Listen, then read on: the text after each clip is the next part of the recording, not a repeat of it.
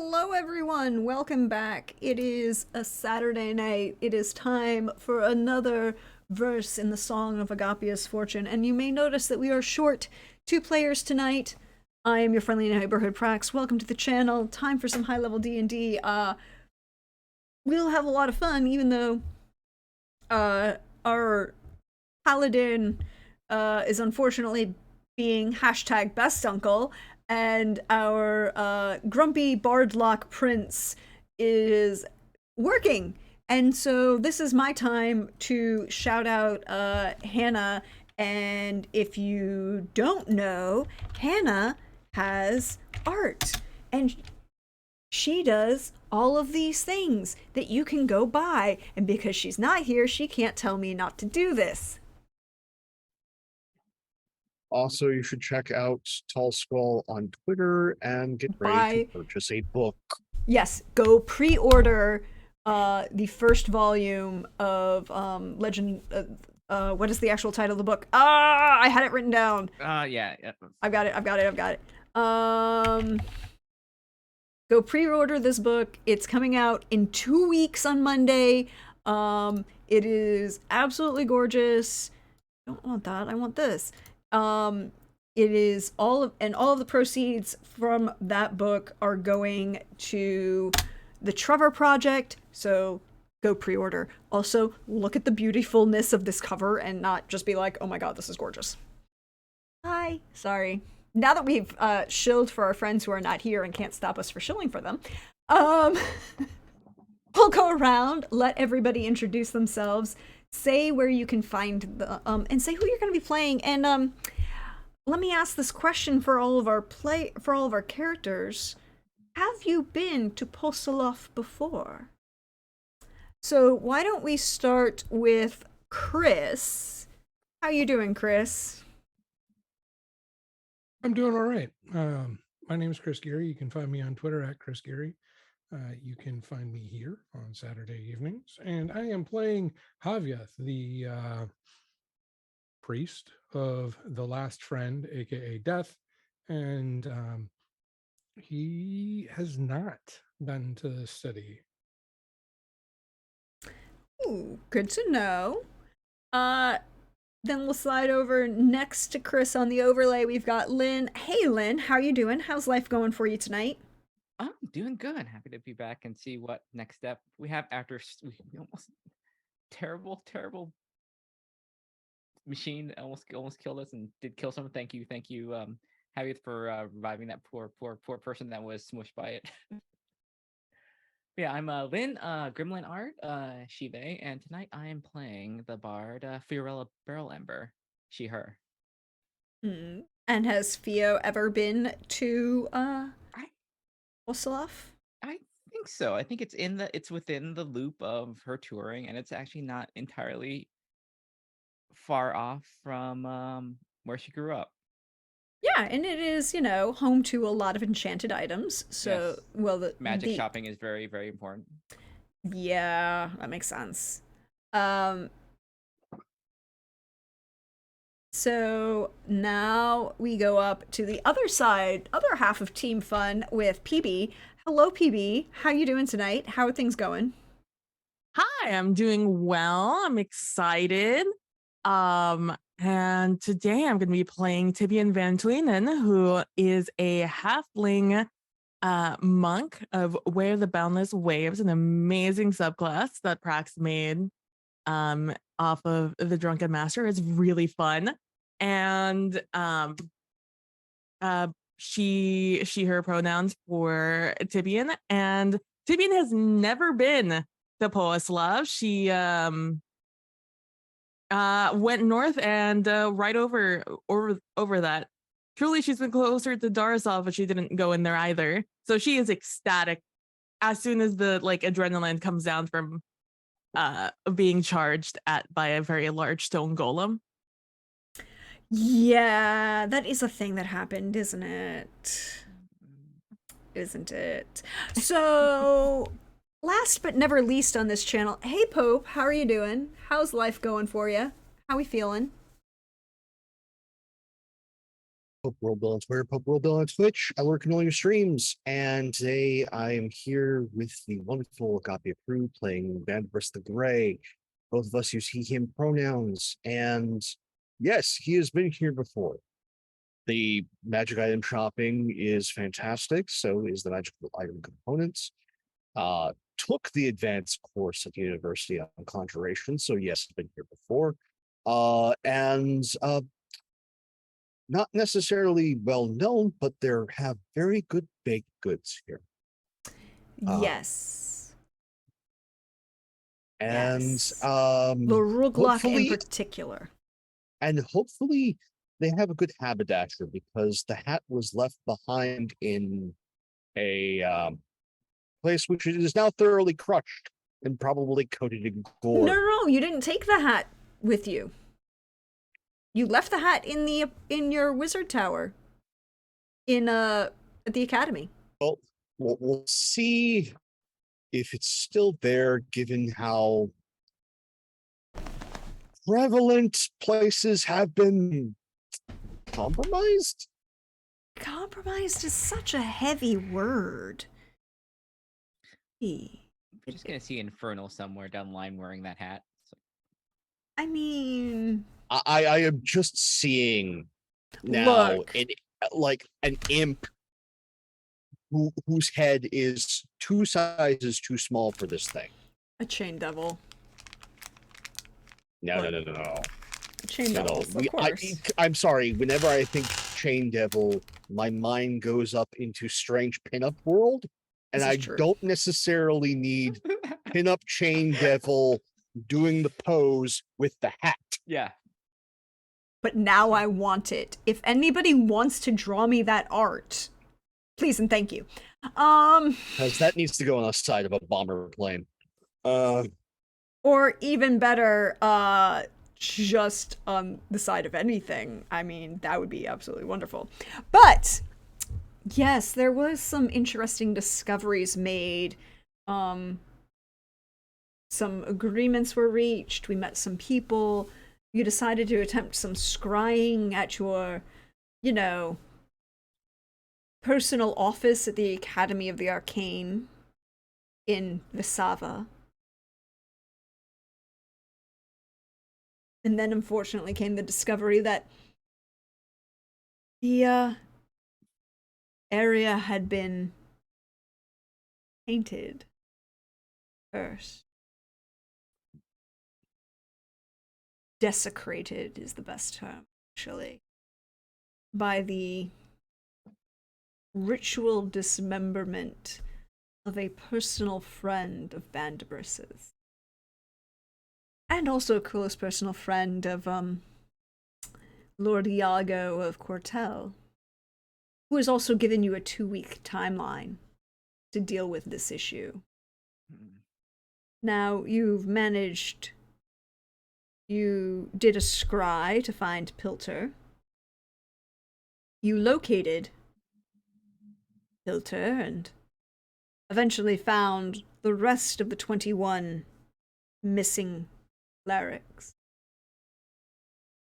You teleported into this location, and unfortunately for you, there was a slight mishap with the teleportation. You didn't know that there were wards put up to prevent this, and forced you into a teleportation circle, which also pinged the alarm spell that was up on this location, and then brought the attention of the Guardian, in this case a stone juggernaut. With some clutch work of a wall of force from Theo, after Theo accidentally caused the juggernaut to murderize one of the unconscious individuals, rolling it over was really not so great. But it's fine, it worked out for the best. Then you had, that's why you have Javi, who has that ability to cast Revivify without material components. It is useful. Absolutely. I seem to have clutch. found my purpose in this group. Yes, to keep your to keep NPCs alive. Javieth is the best at solving all the beat puzzles. or meat jelly in this particular Me- instance. yeah, that'd be sure. But this led to you being and the clutch use of a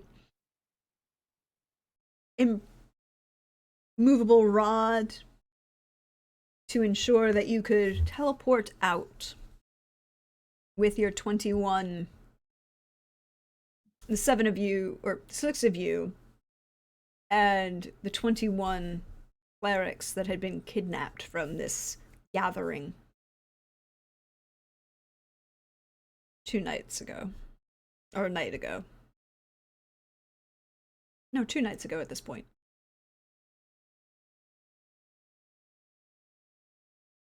And you went to the first place that you could guarantee that a security would be involved, particularly after the unfortunate desecration at Visava, and you weren't sure about the security of that teleportation circle. So you went to Posalaf, one of the 2 major cities of the Dwarves. Posalaf and Darasov. Posalaf, these 2 cities joining and reaching out to Visava became the formation of the Empire of Varun. Posalaf is known for its enchantments. It is home to the best enchanters because it is the only place on the continent of Endios that mithril has been found. Point at which, and therefore enchantment of objects is very limited to the enchanters and dwarven enchanters in Posalaf. The current lord of Posalaf is Minitmer the Carabella, also known as Minitmer the Blackbane in the more common tongue. You arrive and appear in this teleportation circle, and when we left off, we said that there were a number of dwarven guards who had begun to approach you in a not aggressive, perhaps, stance, but definitely hands on weapons and shields up. Such a large group of people suddenly appearing in the teleportation circle unscheduled draw some attention. So, as you awaken and appear, stumble, what do you do? Only half of your 21 clerics, by the way, are conscious at this point. Sorry, emergency teleport. Yes. We apologize for our hasty entrance into that was unannounced, but we do need some help. Identify yourself. One of the old, curmudgeon-y looking grizzled dwarven guards probably moves a little stiffly, and you take a moment and you realize that that's because everything below the knee is a prosthetic that definitely seems to be very intricately made, very well made, but more utilitarian than decorative. He isn't reaching for a weapon, he's just, kind of put his hands on his hips and has cocked his head. Bandibus the Grey and the other of individuals I allow them to identify themselves on business from the Emperor. Bard Extraordinaire Furel Bell Ember. Not here for tour. Here for rescue. Tibian Van Tuinen? Hello, it is nice to make all of your acquaintances. I am a council member from Sakal. Again, nice to meet you all.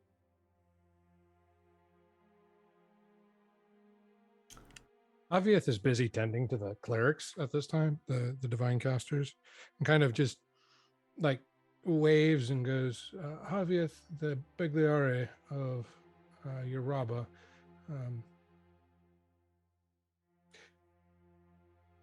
Do you have enough clerics to be able to help with the sleeping poison these 14 are under?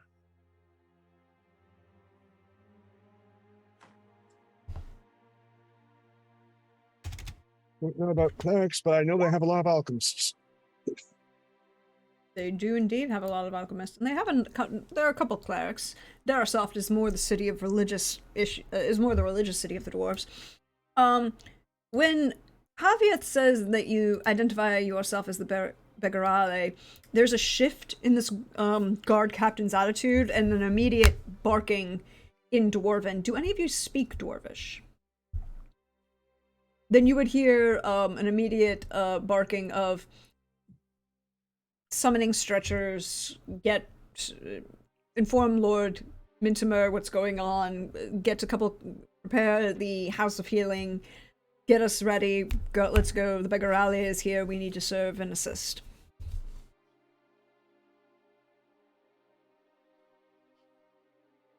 For those of you who speak Dwarvish. If you don't, you didn't understand any of that. But you may have heard the term Begarale again. That's the only word that Javieth recognized. Mm-hmm. They want us to follow them so we can be judged.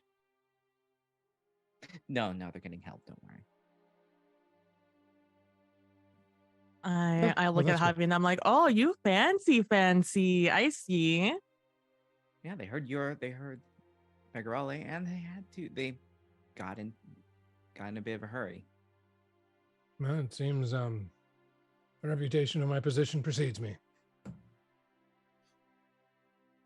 I am well, Javi is tending to the few make the round, make sure everyone is okay. None of the like unconscious people are just like awkwardly positioned on the ground while we wait for the you'll be start to be, if you're the people who are conscious are being slightly moved out of the teleportation circle, kind of off to the side, and one of you come into these giant caverns with these large open space, and it's stunningly open for being underground. It's 30, 40, 50 feet high, and you can look up and just see these giant stalactites pulling down from the ceiling. A number of stalagmites coming around that seem to have been worked into the architecture and into such a way that the carved stairs and spiraling up around them into various homes and spaces. But there's like these smaller side caverns that have been kind of carved out into niches and spaces where a number of the conscious individuals are being moved into. Javi, you and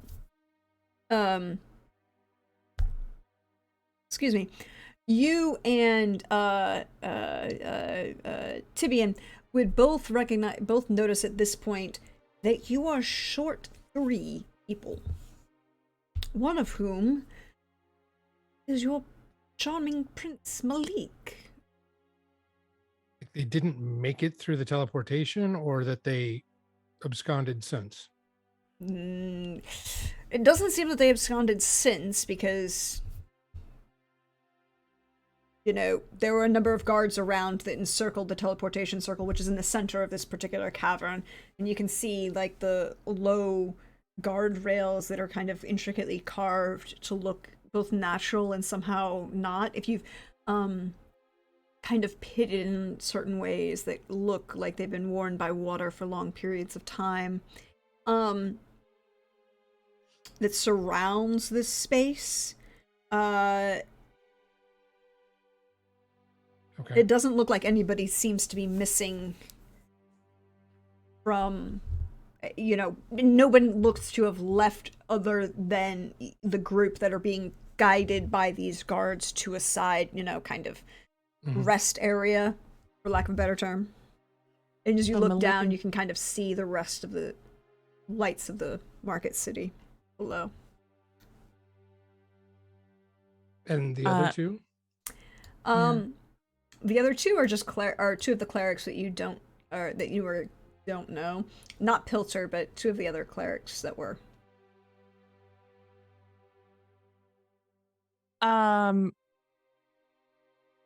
Have you guys seen Malik? No. Dio's eyes narrow. Where is he? Malik? Missing. Apparently.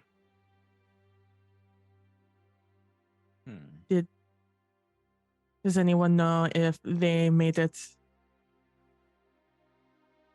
through the teleportation?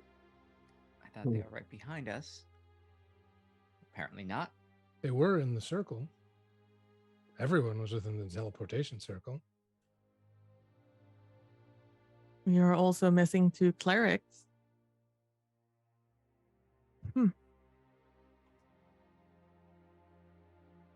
Is it possible? Forced to admit, conjuration's not my strongest. Randomus, is it possible for people to have a delayed teleporting? We are dealing with the theoretical in place that the theoretical loves to wiggle. With conjuration, anything is possible. It's the terrible thing about it.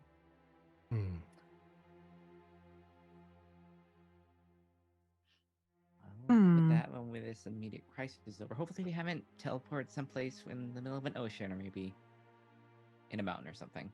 The good thing about having a circle and then using a circle is usually causes stability.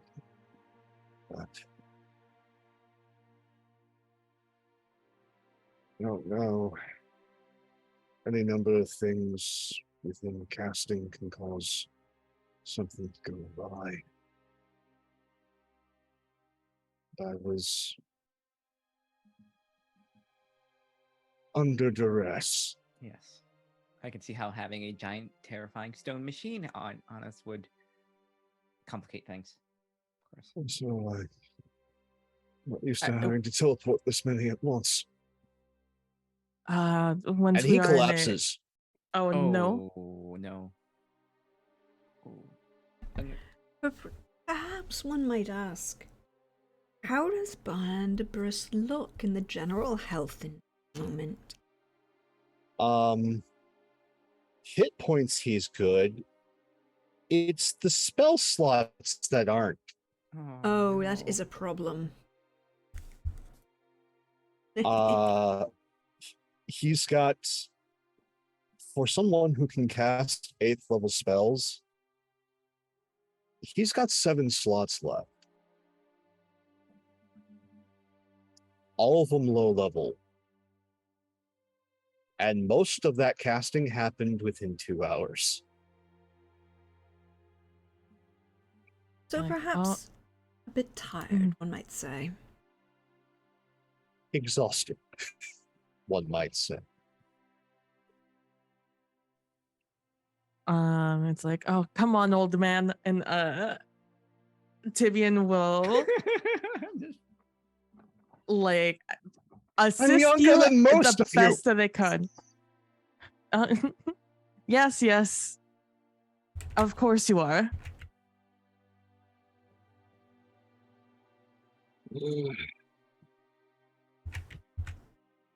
Javier will kind of check over Banderbus to ensure that there isn't anything else going on than just exhaustion. I'm a mess. I understand. I'm not used to this anymore.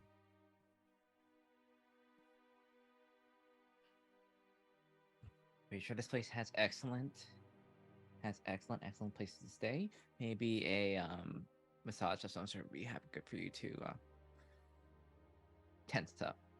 Don't know about massages, and looks to the dwarves. I don't think I need my bones rearranged. Thank you. I know a very good hot spring, though. Maybe later. But right now, I am more concerned with 3 missing and Our hot spring episode. We will well, let us get you somewhere to get a little bit of rest, and then we can attempt to scry upon Malik and see if we can find where they are and possibly the other 2 missing clerics. That I'd would much be prefer if someone could just, in the kindness of their purse, go and find a wand of locate person instead. There's probably one here if you really want to look for it. I pat Brandibus on the shoulder and say, "You need to just worry about sleeping for now. Hot springs or any extenuating circumstances that raise your temperature is probably not good for you until you've had a chance to recover." Yes, this is bringing back memories of the succubus, and I was a bad time. I look Bad time. over at I look over at Javi and Theo, and I'm like, "Can you guys help him? I'm a little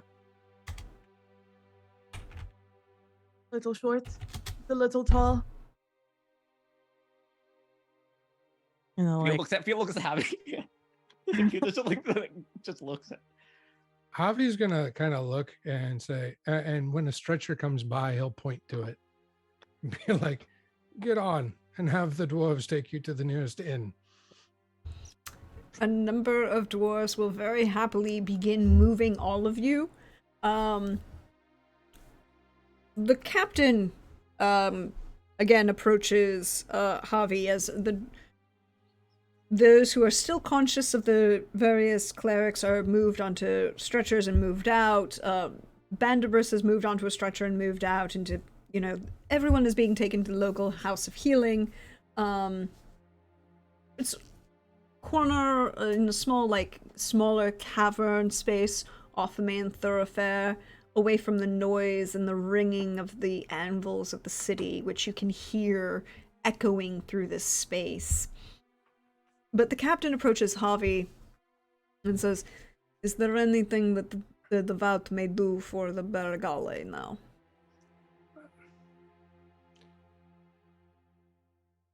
At the moment, we have 3 that went missing in our escape. We know not their status. So if you have any connections for resources of scrying, I would be grateful.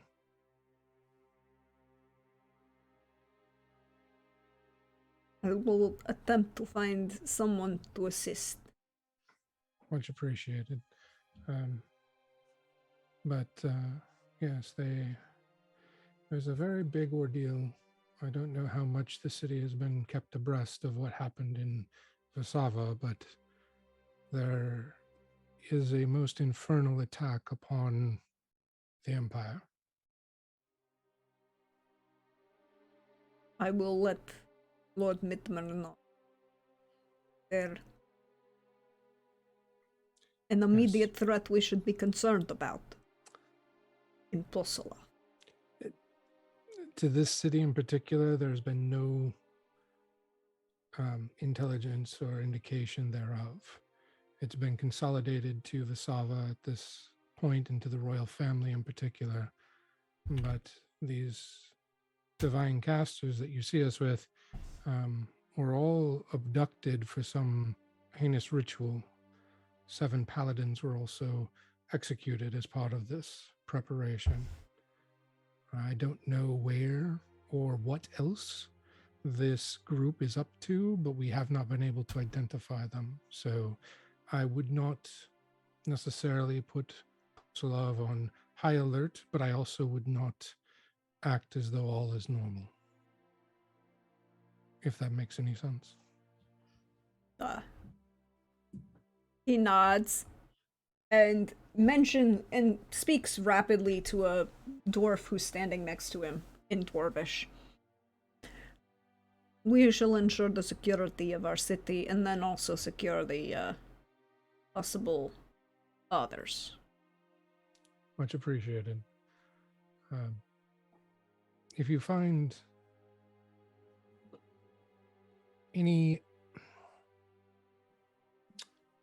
questionable magical activities going on I would encourage you to investigate them thoroughly to ensure there is no connection until the parties involved have been identified.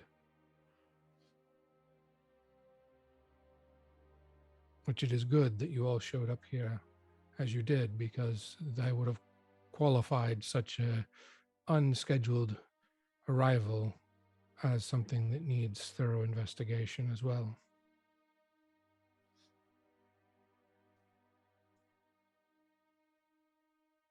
He kind of nods at that and gestures for a couple of the other guards to begin escorting you towards the House of Healing as the rest of your group begins moving, and he moves off by himself, somewhere else into the city. Fair.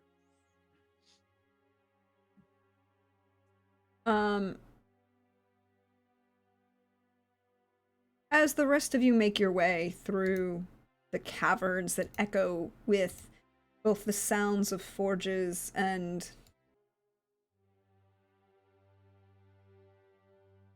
music not doing what I want.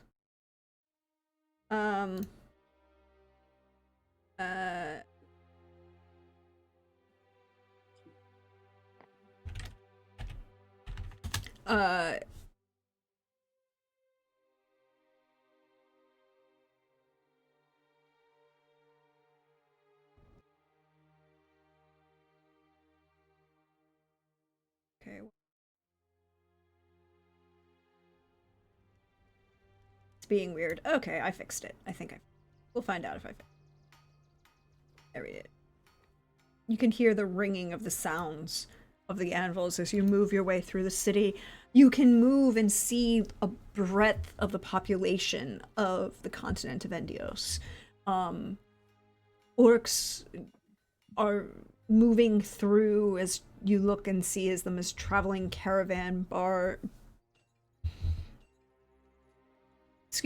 traveling caravan traders. You see a number of halflings. Tibian, you recognize a number of them as the good Della halflings in south of Novigur. It's obvious in their both dress and in their carriage the tendency towards a large number of druids as they move through the population. Plus the extra animals that they all seem to be following around with. The joke about a Disney princess walking through and just discovering all of these animals. That's what happens with Godella halflings. They just walk around and then apparently animals appear next to them. You see a number of humans from all over the continent. A couple elves. Not as many as you expect. Interestingly enough, you do see one or two tieflings also kind of working their way through the city. Postoloff is cosmopolitan, it's open. You see trade happening, a number of gnomes and dwarves bartering back and forth over as you make your way from the teleportation circle towards this House of Healing. It's not far, maybe perhaps a half mile at most, but it takes, moving through the crush of the population and the market square that you see through the main thoroughfare. In front of you, you can see this large, intricately carved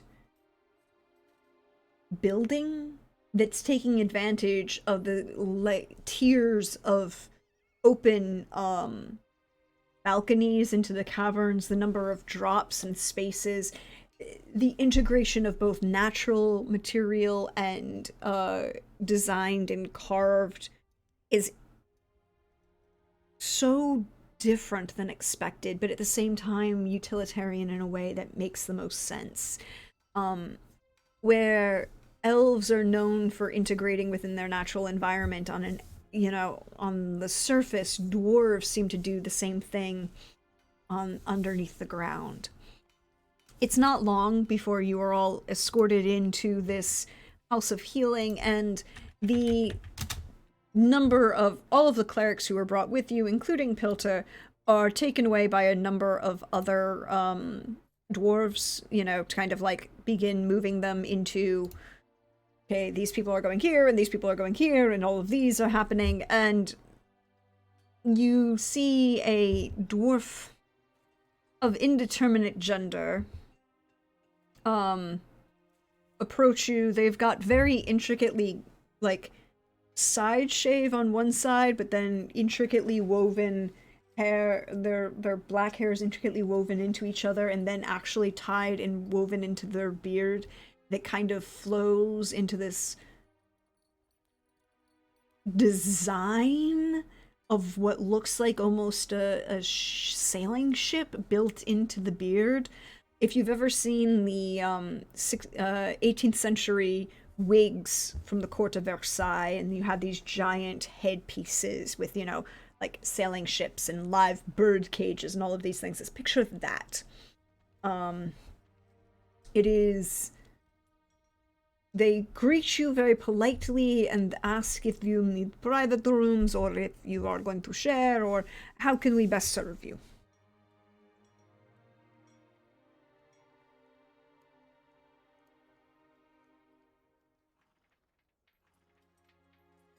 I'm over here on mute.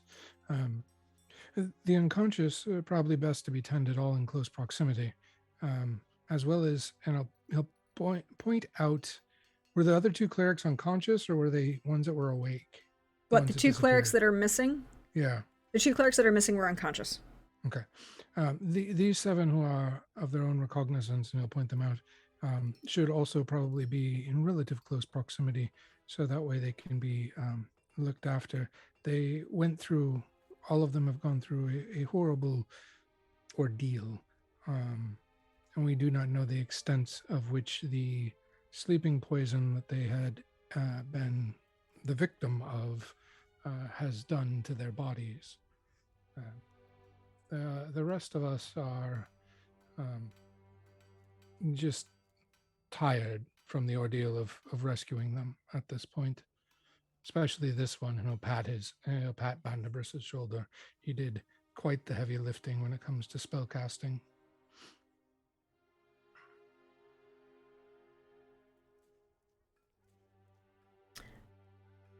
They nod and turn and again address a couple other younger looking dwarves. They are, again, this intricate beard. Plus the tattoo will ensure they are all safe and cared for. Come, we will see. The stones will care for you all. And they have a very nice hot spring. Good for the bones, good for the muscles, good for the brain. Thank you for your hospitality. I am Javier, the Begarale of Yaraba, and you are? I am the speaker in this place. I serve Fasti Tattoo and I speak for their wishes. Pleasure to meet you. The stones say that you will be a benefit. Stones also say that you need perhaps another drink. And they kind of turn towards Fio and Tibian. It's like, we will get you a masseuse.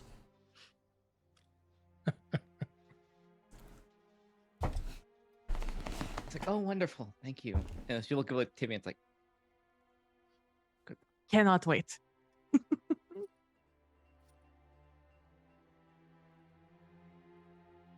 Your So- hospitality is very welcome. Thank you very much.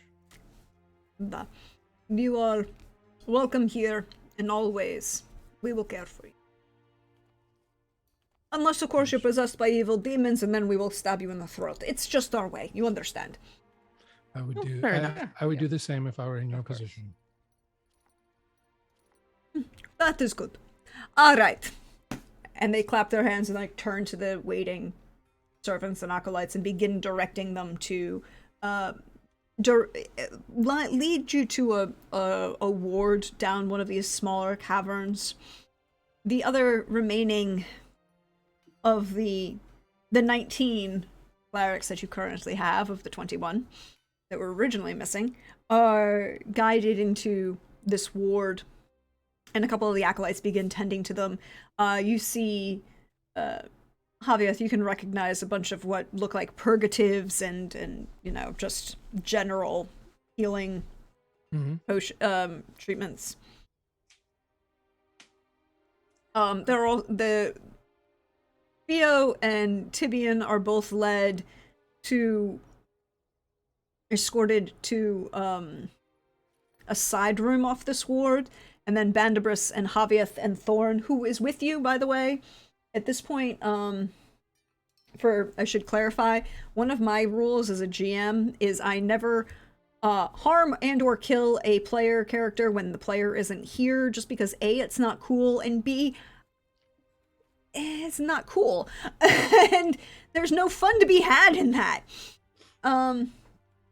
So at this point, Thorn is a follow NPC. He can smile, nod, and if it is required, I have access to Thorn's sheet, in which case I can pull up and do anything that is necessary for Thorn.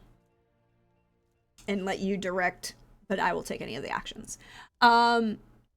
So Theo and Tibian are directed towards one of these side rooms off of this long ward of what looks like it has space for 30 beds of varying lengths and sizes of height, which is good because there are a number of, most of the population that attended the Saba, this pre-coronation ball were human, but there were a number of halflings and there were a number of, also a couple orcs. Well, no, none of the orcs attended. A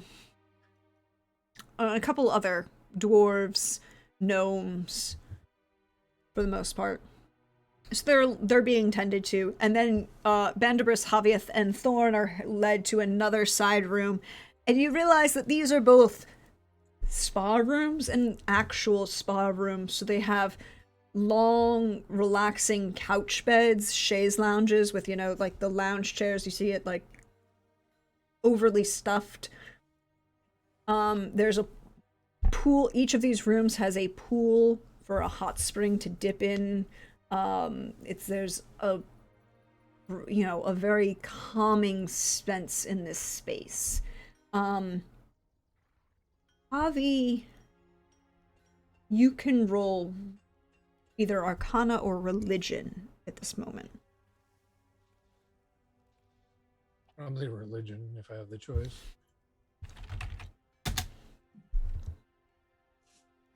Did not come through for some reason. But it was in D&D Beyond, it is a 27.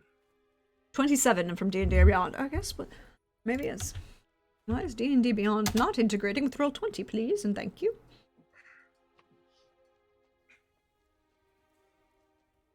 Maybe it's on my end. Hold on, let me see if I can't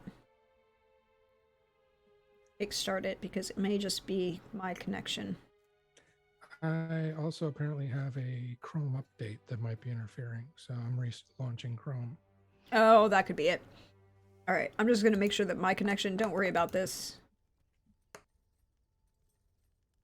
That didn't actually roll. Why is that not? Well, I'm not getting a reaction from D&D Beyond to Roll20 either. Oh, no? Hmm.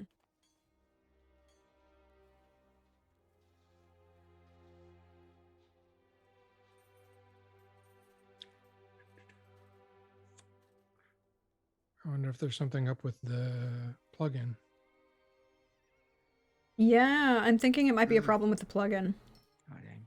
It's okay, we'll just make sure we call all of the rolls. And if necessary, just, if you can, roll in Roll20. If not, I understand. So at 27, you're pretty sure that this particular space has been hallowed. Ah. So you are technically in hallowed ground and protected, therefore. Javieth will just naturally relax, and while he always kind of seems like pretty still, it's kind of like if anyone's paying attention between Bandibris and Thorn, they would notice kind of like the duck on the pond, kind of like there's a difference between them treading water constantly versus actually relaxing. So it may be subtle or nuanced, but it's definitely there. Mm-hmm. And he'll take a deep breath and say, "It is good to be in a place such as this."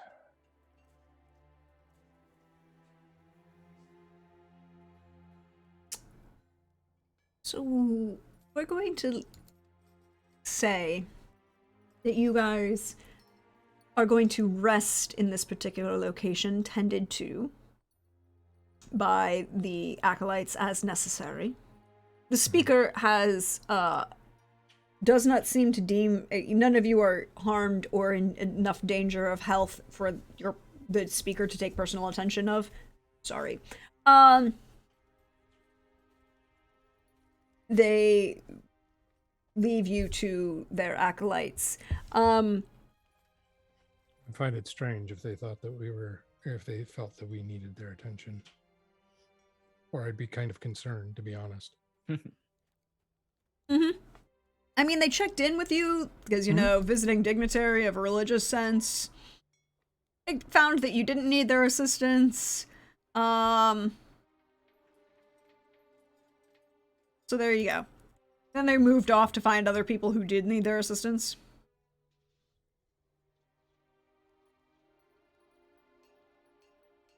So, are any of you doing anything other than resting at this moment? Yes. Yes, what are you doing? Using a 4th level slot to cast a 3rd level spell. Of course. Because Relax. we're in that section. No, there is no relaxing. There's too much going on. Of course. As we're casting Ascending. Who are we sending to? Yura. Yura? Yes. Emergency. Lock down the tower. Inform the Rising Phoenix that the lineage of Agapia's doom yet live and are moving within the Empire. Stay safe.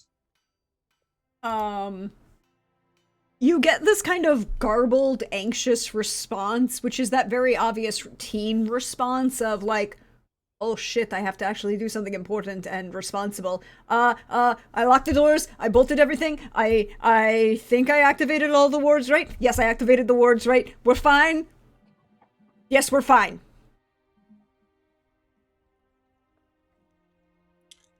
Blackthorn says, cool. Sending is smart. I think I shall do the same. And he will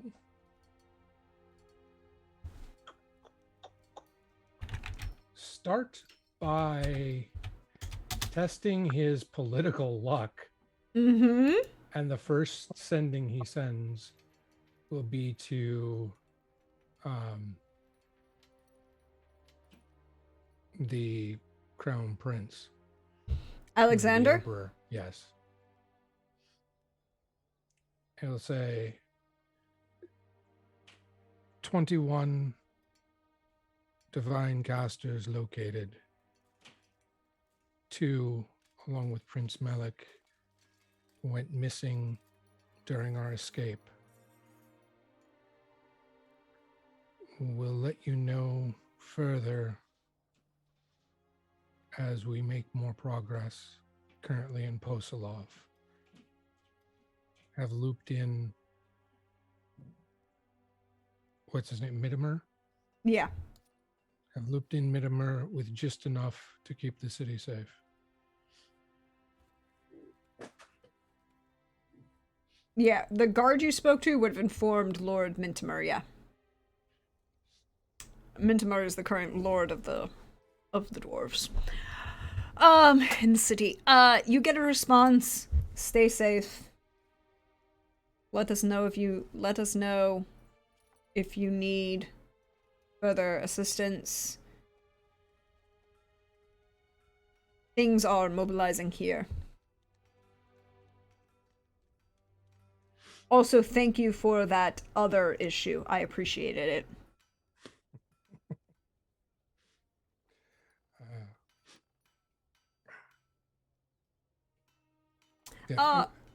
Javi, could you roll a charisma?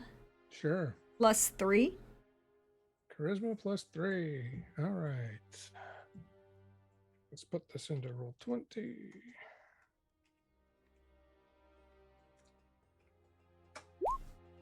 Ooh, 21. You're now well enough known and appreciated, particularly for your actions with the Imperial family, to be considered to have a respectable reputation with them. So from now on, anytime you have with any member of the Royal Imperial family, you may roll at advantage with any charisma check with them. I will make a note of that. Yes, please, because I will not remember all of this. What are the Team Fun doing at the hot spring? I think enjoying and actually relaxing in this place, you know? Yeah. It's like relaxing in the hot spring and probably just gossiping, talking about, because we haven't really had the biggest opportunity since the party. Mhm. So it's like, and then oh, and then the dress of so and so was very nice. I was surprised to see them in something so extravagant for just the normal party. I'm very curious what they were going to wear for the actual ceremony now. Oh, they usually have, fancy dresses. Everybody comes in. You have to come to these things with at least like 4 or 5 if you're going to be coming like that at all. True. I always thought they were a little bit more frugal than that, but you know what? I respect it. Yeah, it is, the place to be seen, of course. So if you're going to spend that money, make social capital, it's the best place. And then did you see that she was talking to the Duke of someplace or other? I thought she was courting the other Duke from the other side of the world, the East Duke instead of the West Duke. Not to be confused with the Duke that was under Oh, that, yes. If it was that Duke, I don't think she would be still alive, of course, but I did not see. I was too busy, helping Ragnar with the glad handing and the introductions and stuff. But anything? Oh, of course. And how did that go? I haven't asked. It went about as well as I can expect. Just all business, right? Yes, he's all business. I think it's just one of those things to liven up his image. There's a lot of honor and be a good soldier. How he is. Definitely did not want to be king though. That you could see it on his face, like when he came sweating, scared. That was the only thing. Those monsters, everything else, but the idea that he'd have to actually be taking the seat, that's something else. Oh, true. And I look around real quick, make sure it's only us in here. And once I do, I'm just like, unlike your other suitor, who was perfectly happy in their station. Yes. How were they? I know you were expecting some kind of reaction.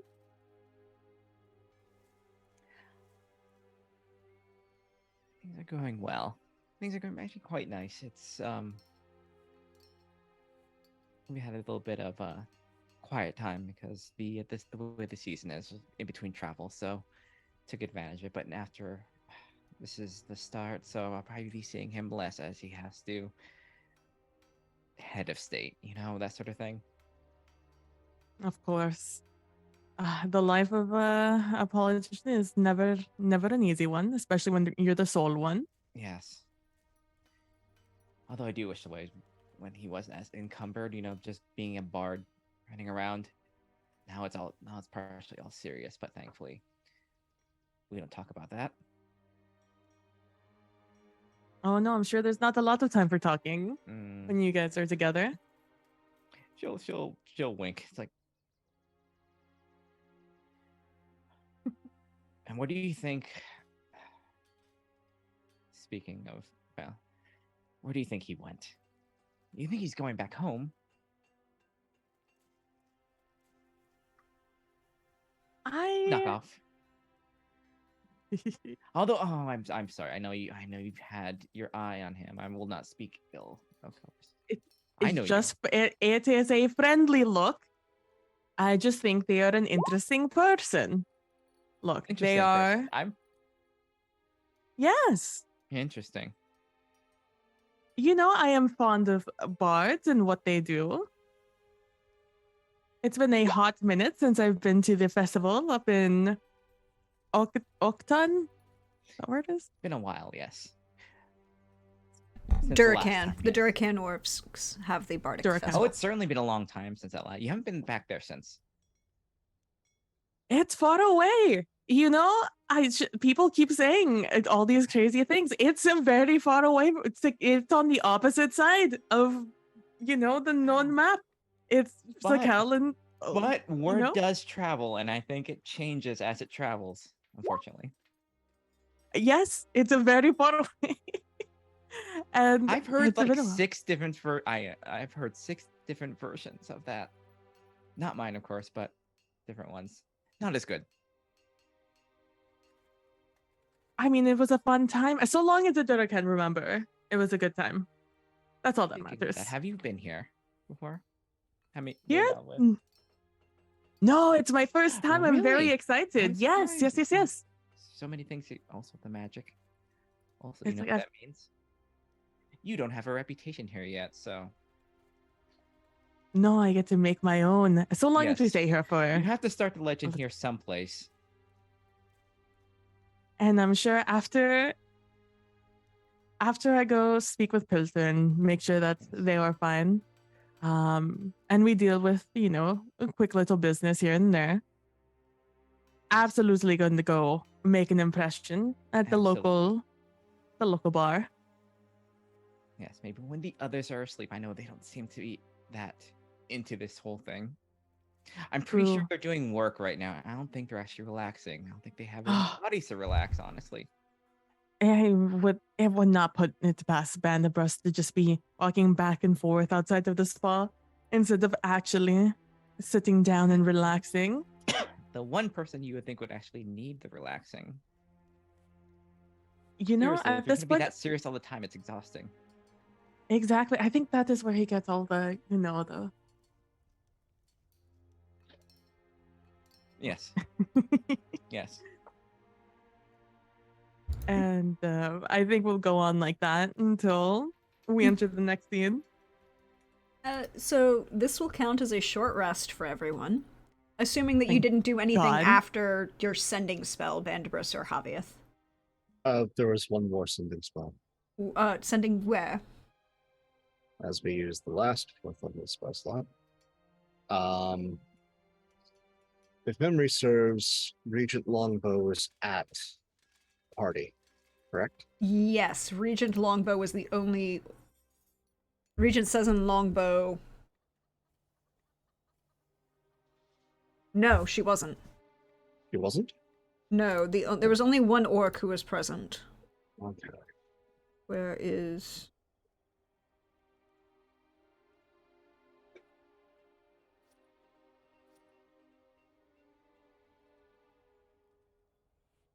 So it was Longbow. No, because she's the acting chieftain until her son comes of age, and she's a widow. She doesn't leave Okay. the Uchican territory. Her son is like 5. Fair.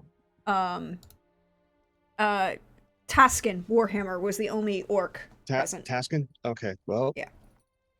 But you didn't see him the next morning. He was the only orc that was present. He was the only member of the orc nobility, for lack of a better term, that was present. Well, Taskin's getting a message. Oh, Yeah. what are we sending to Taskin? The lineage of Agapia's doom yet live and are moving within the Empire. 19 of the 21 brought to post love. Please look for Katha. Sending him to. You're looking for Kafir? Is that what you're asking him to do? Yeah. Okay. You. By all giving him that precise information. what you get back is acknowledged. I will investigate further. Okay. So then this counts as a short rest for everyone. And if Tibian wishes to take advantage of the Song of Rest, can. I absolutely will. So It's so relaxing. We're having so much fun. We're yeah, just so you're relaxing and having. it's an additional D10 of HP Mm-hmm. that you can roll. Awesome. How many hit die can I roll? You can roll as many hit die as you have if you want. Remembering, of course, that hit die don't refresh until you take a long rest. Okay, we'll do. I'm just gonna be rolling these. Don't mind me. And that D10 doesn't count against your HP, or doesn't count against your hit die. Excuse me. Okay. Oh my god. That's actually really damn good. That is exceptional. Nice. Holy shit. Wow. That's almost maxed. That's pretty good. Holy shit. All right. Well, I'm glad I only rolled 5 because I'm already back at full. Hell yeah. There you go. I'm just gonna see something. See where your thorn is.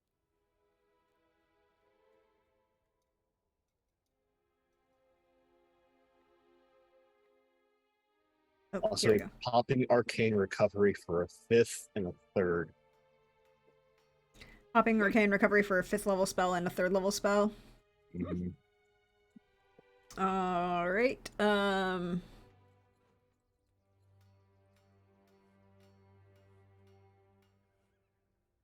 And I think Thorn would roll for some hit die as well, correct? Should I roll hit die for Thorn? Yes, no, maybe? If you're nodding, I go can't for see it. you for Yeah, the second. yeah. Sorry. Yeah, go for it. Yeah, do it. Do it. I'll give, 5 seems appropriate, right? That's how many I rolled. Did he take that much damage? I can't remember. I mean, he took like 25 points of damage. 30 points of damage. Just roll 2 then. 2? Alright. Remember, you also get your con bonus Oh, yeah, your con bonus. That's correct. per die. So And that might actually not be helpful. Because of things. I'll give him the 5. There you go. Which is, Wow. good. That was- Because, yeah, We rolled the same amount. you did. He, however, had- does not have the same. So that does put him back to full, though. That's good. Yay. Yay. Which is good because of that negative that he takes. Because of things. Alright. And then, I don't remember, do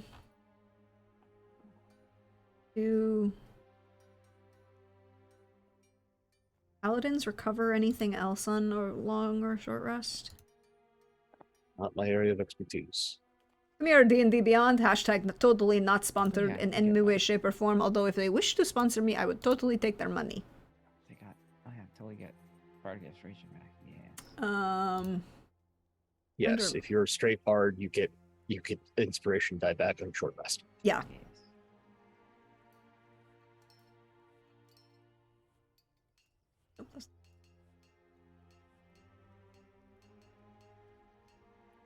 D&D Beyond, stop being weird.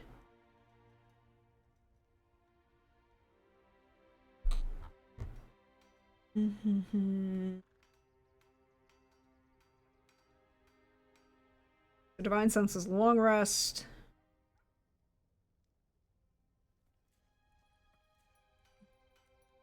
Like the short rest for the fighter side replenishes the action surge. Yeah, but he didn't use it, so it doesn't matter. Yeah, so nothing of worth for the paladin. Oh. So, counts as a short rest for everybody.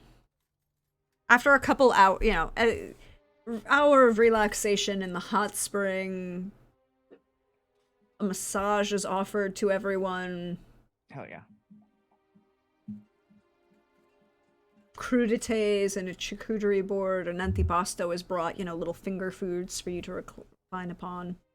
The speaker would come back at some point and inform you that all of the clerics are being treated, but there seems to be odd after effects to what they were ingested. Mechanically speaking, they all have no recollection of what happened to them. And they also have no... Again, so the only magic that was acted on them was the potion that they ingested, and there doesn't seem to be a way to getting any further information about that particular potion. Because, they ingested it, so you can't actually just look at the potion to identify, anything that would have caused them to awaken mitigated that. Mm-hmm. But they are sleeping and resting and well. A couple of them have reached out to various others to inform them that they are safe and will they will begin the guards and, the city of Bosoloff will begin moving them, getting people home from here because, teleportation circle, a lot easier. Also on one of the major trade routes, south.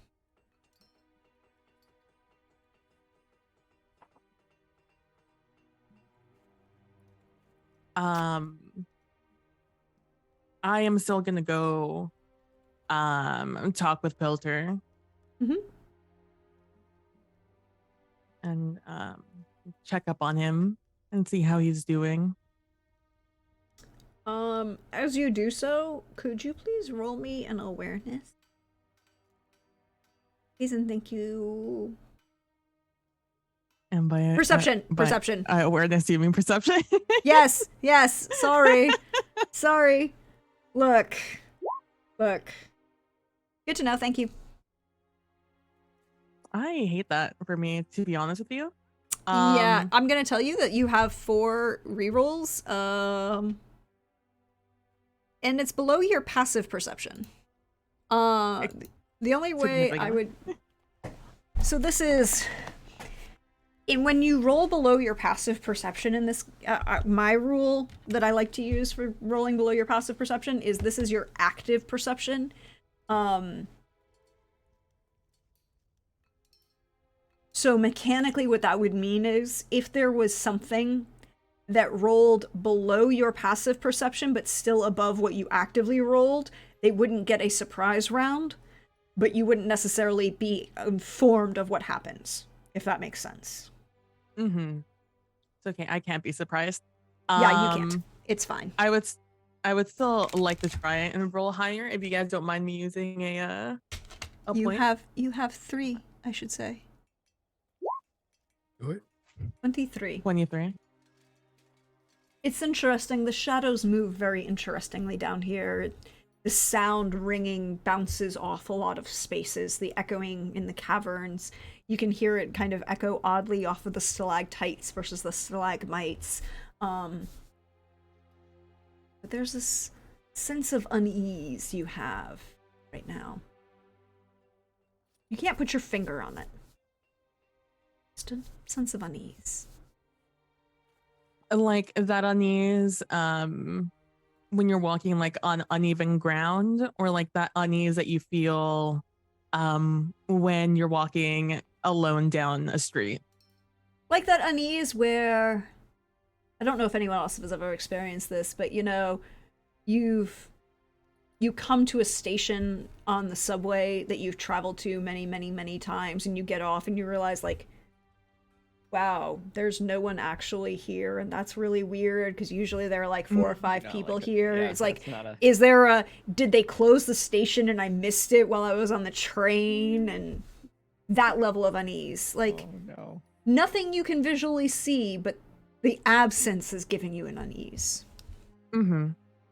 And that's from just this general area that I'm in? Yeah, as you're approaching the you were escorted off to one of these side caverns with the hot springs in them, and Pilter is Yeah. with the rest of the large group that they were keeping in a main ward, more for ease of the acolytes, right? Yeah. To keep these people, you have 19 people that you need to treat that all have similar symptoms and all have the same kind of problem. It's easier to keep them all grouped together to kind of, if there's a reaction for one versus the other. Plus, there are a number of other different species involved here that might have adverse reactions, and knowing about it in advance would be a thing. Okay.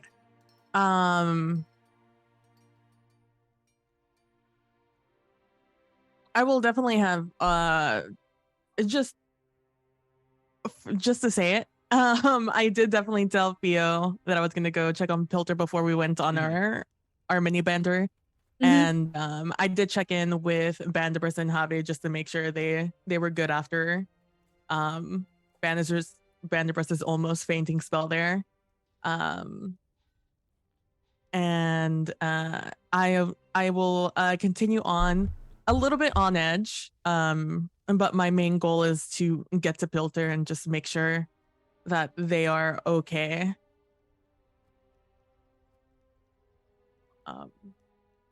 So I will go walk through all the talls and the shorts looking for Pilter.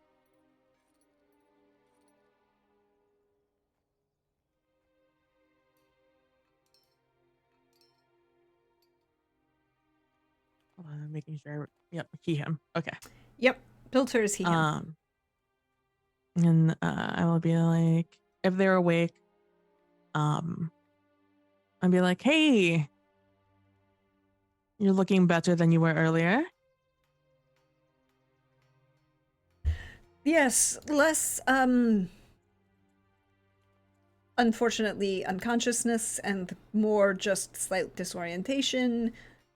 But the dwarves have been nice. Also, they have this fruity little drink with a little thing in it that you can have in the hot tub. It's very good. It tastes very yummy. I'm looking very much forward to trying out all the delicacies here. I have heard they have some wonderful food here. And pastries, surprisingly. The ruglock has been surprisingly good.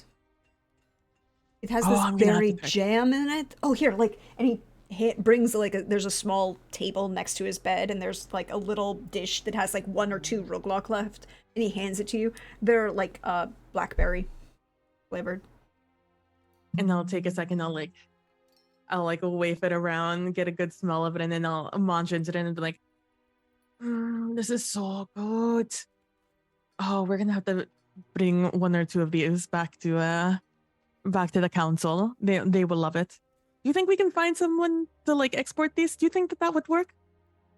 Do you think they would go too stale if we got a deal with them to bring them to Sakal?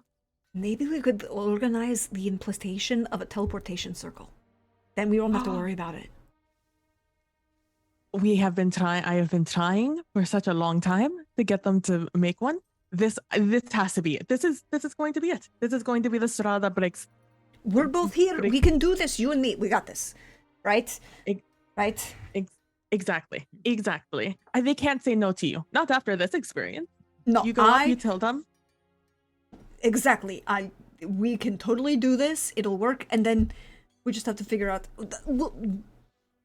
beach trips, right? Beach trips. They're, the sun, the sand.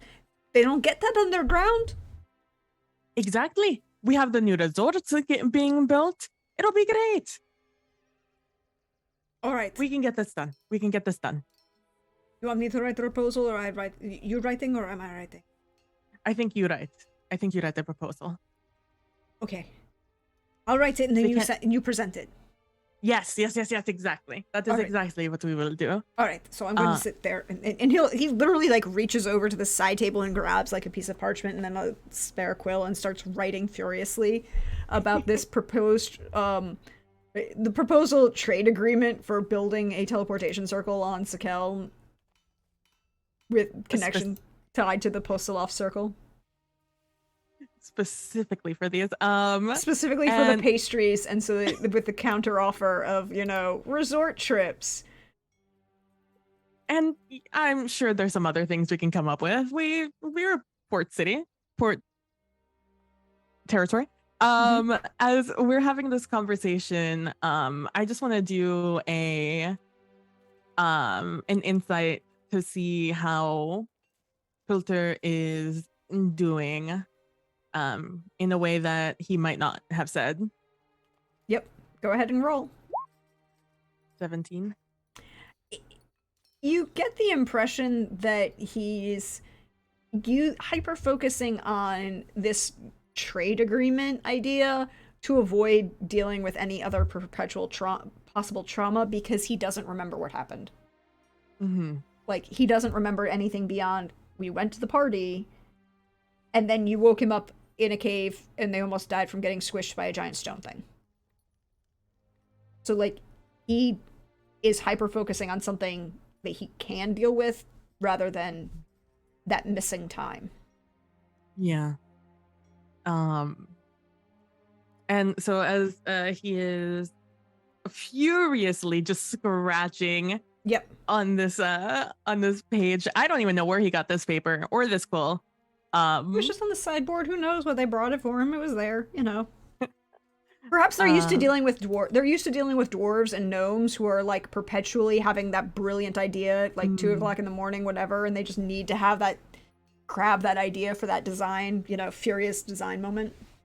Open up their notes app, except it's just a notepad and a quill. Yeah, exactly. I am gonna sit there and I'm gonna watch him for a little bit. Giving advice here and there as he is furiously writing this proposal. And then I'll say, thanks again, by the way. I know I have thanked you before, but I think now for sure I need to thank you again. And I will take out the necklace he gifted me all those years ago. And I'll be like, this thing came in a lot in handy. He just kind of smiles at that and nods. I told you it would serve us as good luck. I believed you then, but I did not foresee it being used this way. Although now this means I am going to now have to get everybody on the council a gift.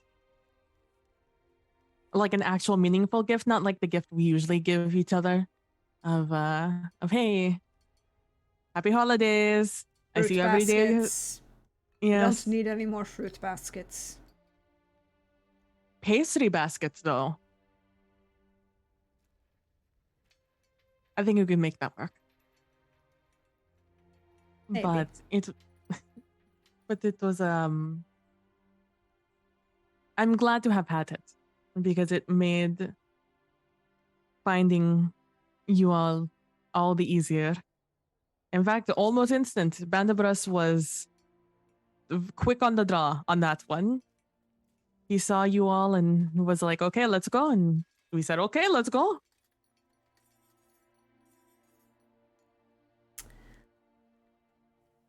We're going to pan the camera over to Theo for a moment.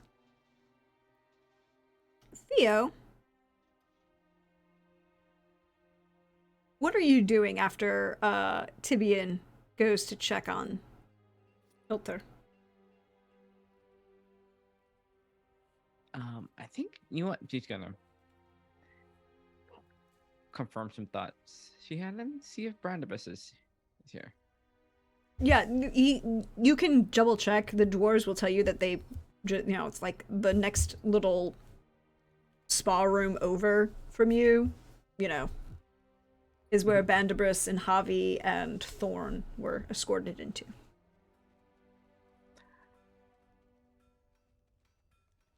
And how did you like the spa? Enjoy it? Relaxing, good time?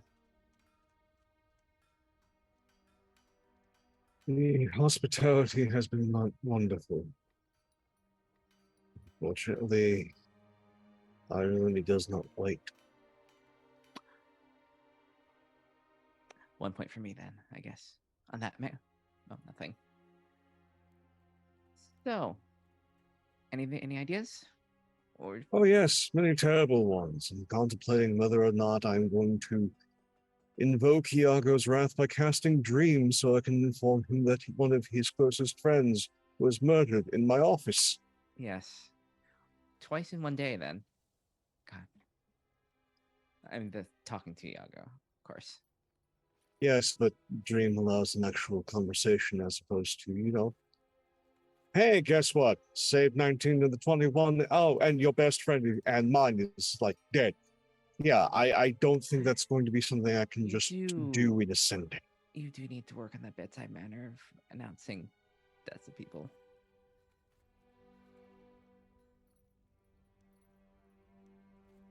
I had others for this.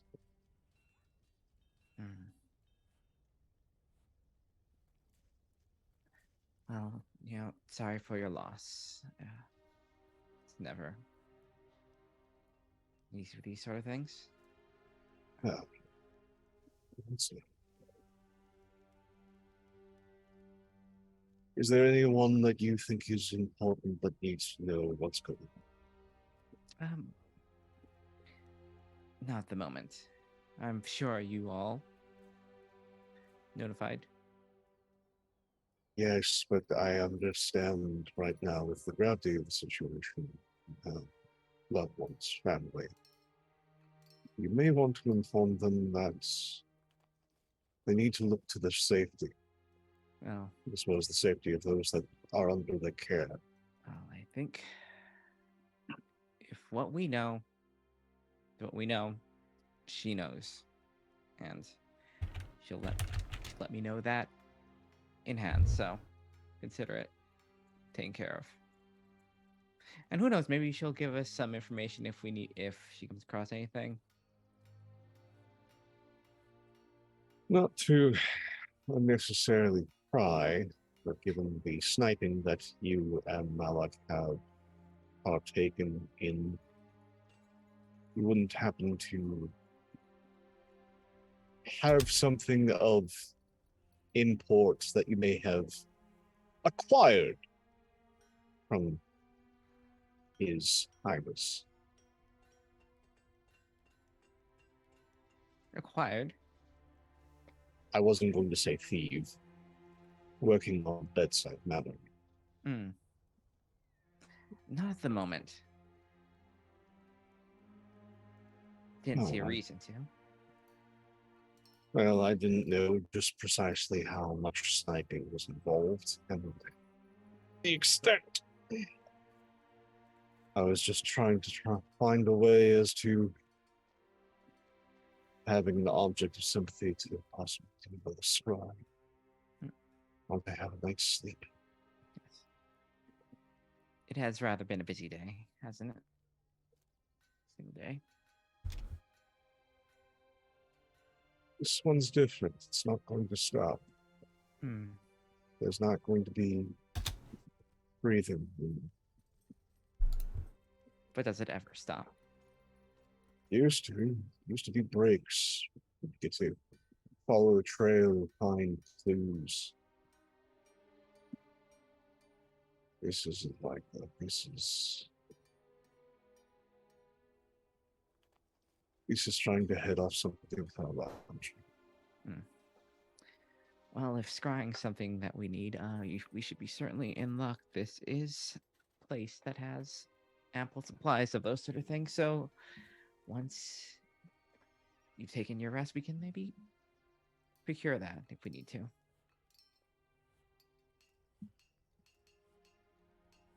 Also, if you do have some fame and fortune here,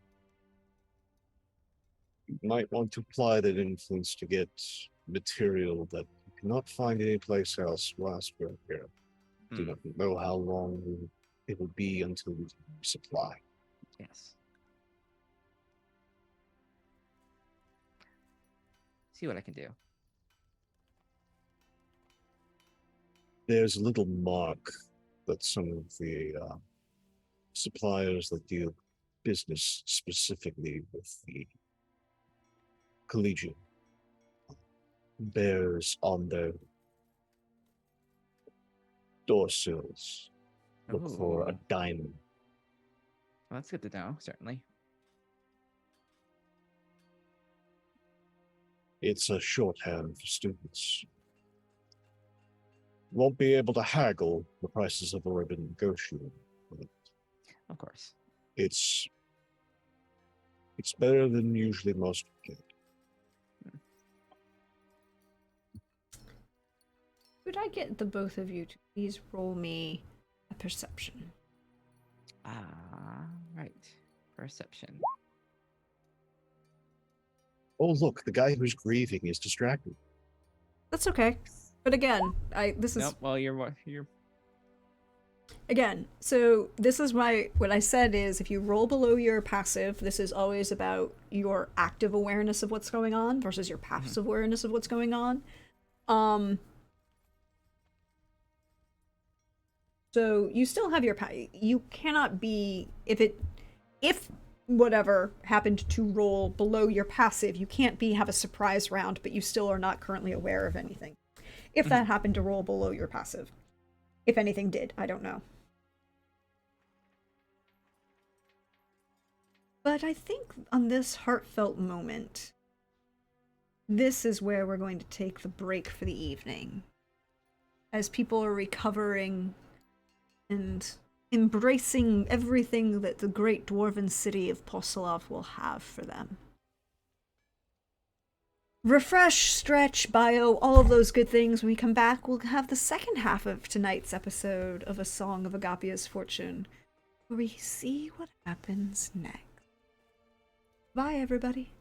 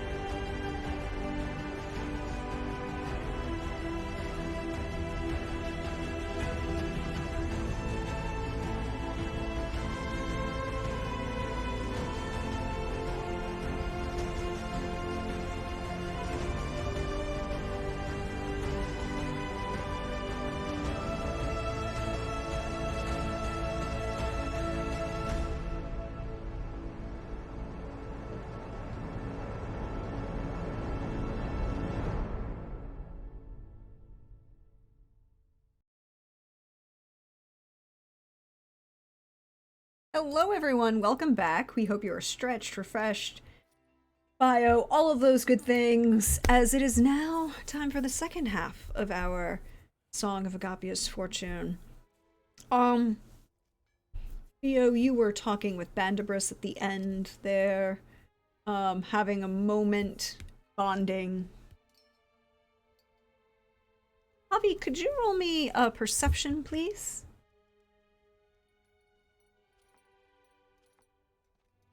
Oh, sorry, you didn't have your ears in at the moment. Could I have a perception check from Javi? My apologies.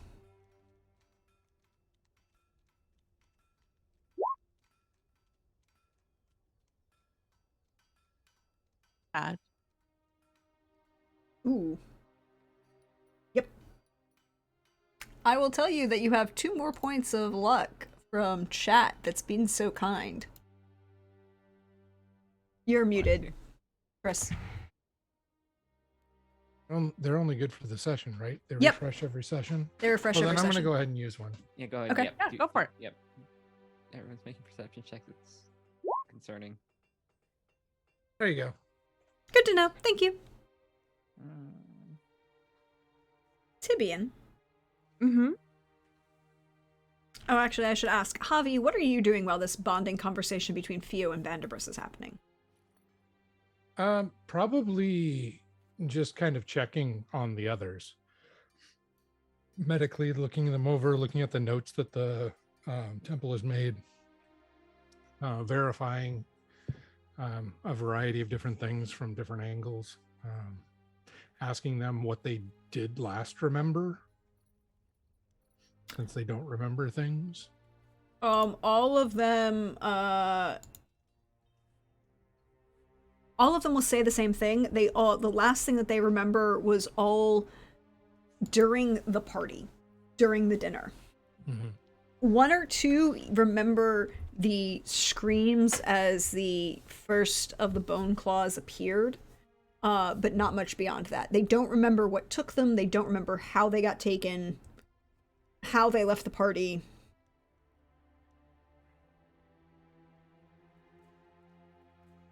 Good. Okay. That'll take some time for him to get through all 19 of them, so.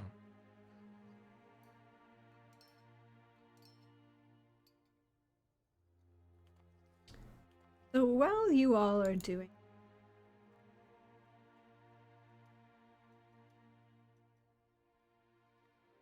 I will say, at the tail end of the conversation that I'm having with Pilter, like now that like that like sort of worry of just like how is Pilter is kind of melted off of me, knowing that he's right here and that I can, you know, reach out and touch them and know that he is right there. That like feeling of just like unease will take precedence again. And as I'm listening to the tales of, you know, oh, I don't remember anything past the bone claws, I'm gonna cast just see invisibility for my own. that's great, but I need you to know something first. I need to know something. Okay. My own just sanity. It's for me.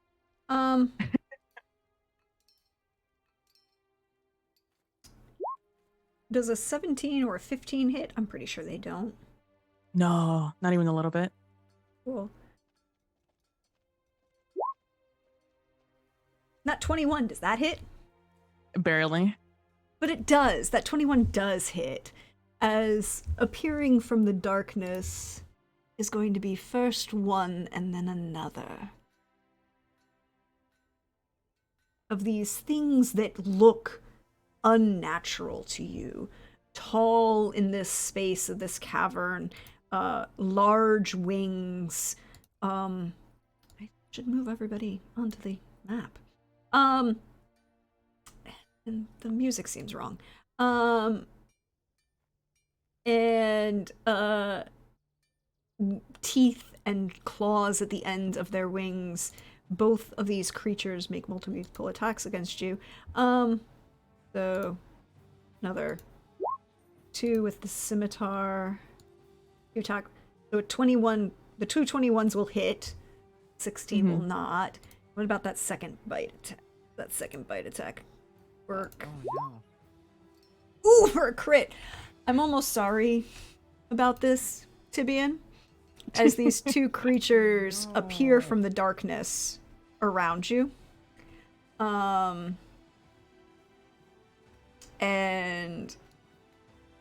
if this works and doesn't roll multiple damage. In the back of my head, was I'm it rolling the hearing fight? I'm hearing Bandabras it's just like yelling in my own head. I was just like, Ooh, okay. why is the security so bad everywhere? Okay, so that's so the crit. No,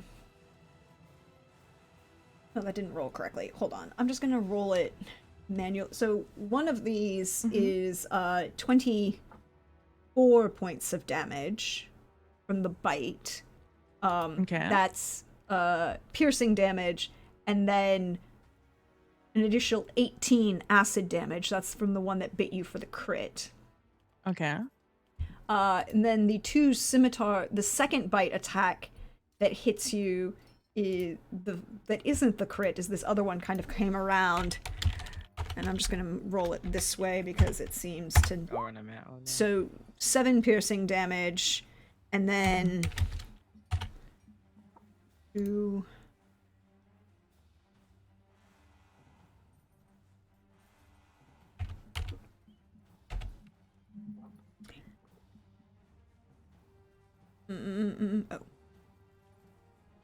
Oh.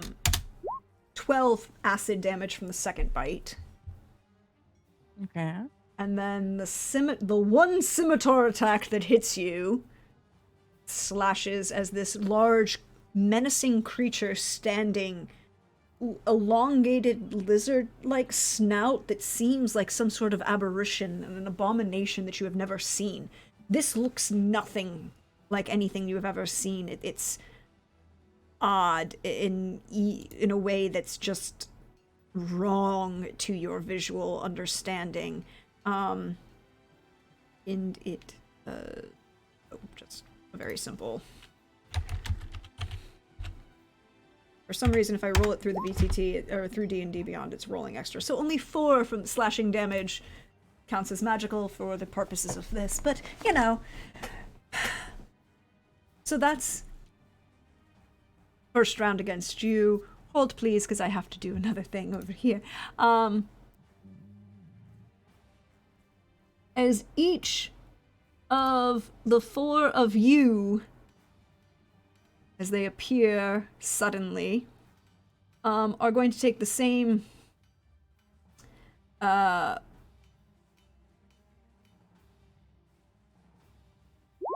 so a 22 and a 12 against Bandibris. Okay, that's, well, one of them will hit. So that's, for those of the slashing, scimitars came out of nowhere. 4 slashing damage, and he will also attempt to bite you. Okay. Hold on, as I roll.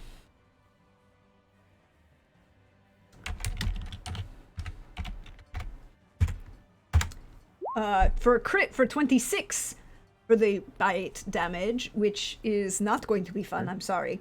He got better. He got better. Yeah, it is,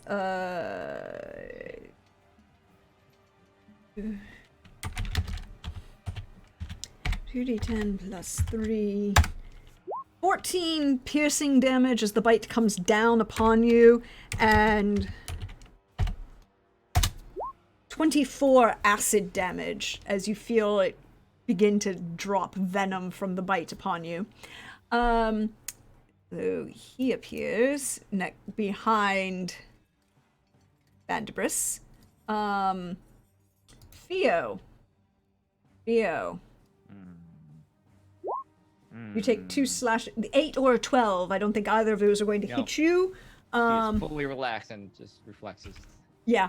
But let's see if Oh, it's gonna try and bite me. No. it's going to try and bite you. Don't bite me. This is 17 hit you. Hits my AC. In this game, that's what I need. So that is going to be, but it's Gross. only just a. It's only. I would Yes? like to use my reaction, please. What is your reaction? Gift of Metallic Dragon, wings pop. There, and Theo's AC increases by my proficiency bonus. Oh, nice. So the AC increases by 5. Hey, thank you. Okay, so that I'm assuming that 17 won't hit in that case. Nope. Well, no, technically you can't, right? Because this is their surprise round. I don't get a reaction. I don't think you do on their surprise round. I will double check. I'm double checking the book, Okay. everyone.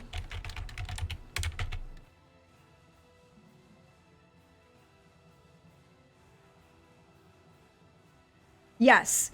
If you are surprised, Reactions. Okay. you cannot take Okay. in the first round of for the first round of combat, you cannot move or take an action on your first round of combat, and you can't take a reaction until that turn ends. Okay. So How you much? can on your I next turn. Yeah, thank you. I But appreciate it. But but because this is their Still have a surprise spell. round, you still have a spell, so. they Well, just no, it's an activation, not a spell. and it's not a problem. So it was how much damage? How much? Mhm. 11? Okay. 11 acid damage Ah. as you begin to feel this thing biting you. And then as he appears next to you, and then I'm going to go the one on Javi. Hi, Javi. How you doing? As this I'm doing just fine. apparently Goddamn. doesn't. The first one will not hit you. Nope. And the second one won't hit you. Neither of it slashes out at you, but neither of them hit you. Now it's going to try and bite you because it can. It feels very underwhelmed as you see these large, this thing that looks like some sort of lizard face. It looks like things that you remember drawings of in the archive that look kind of like draconic in some sort of manner, but nothing like this you've ever seen before. Also, I'm going to show it to you so you can all see it. There. Now you should all see this friend Gross. is what is emerging next to you. He misses with his sword, but he is going to try and bite you. He bite you. He bite at you. But the 10 and the 14, the 10 is not going to hit you. And the last one is going to make an attack on Thorn. I should pop Thorn's sheet, because I'm gonna need it.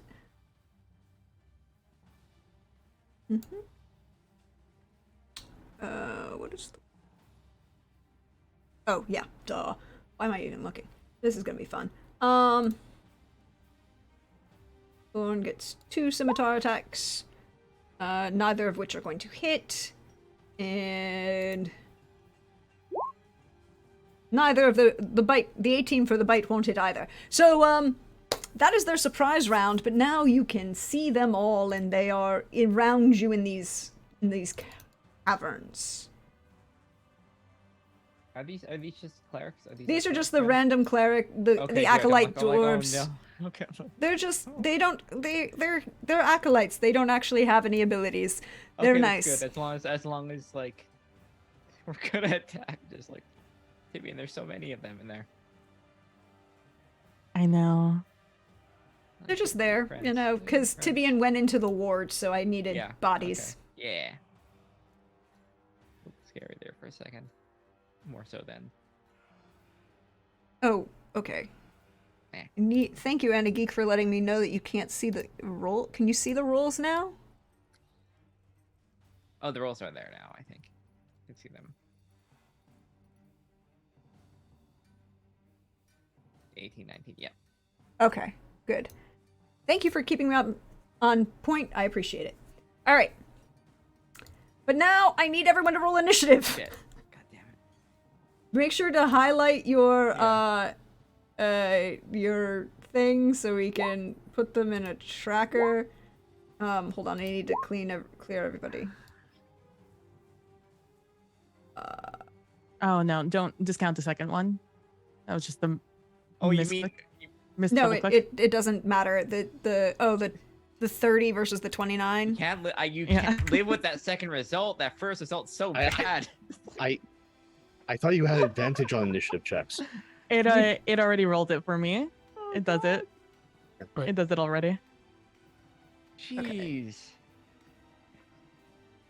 I'm upsetty spaghetti. You get a surprise round on them. Yes, they got a surprise round because literally they all rolled. I said you should get a surprise round for that. Oh. Right. Wait, where is That higher the- is only 4. Jesus Christ. Alright, there you go. I don't.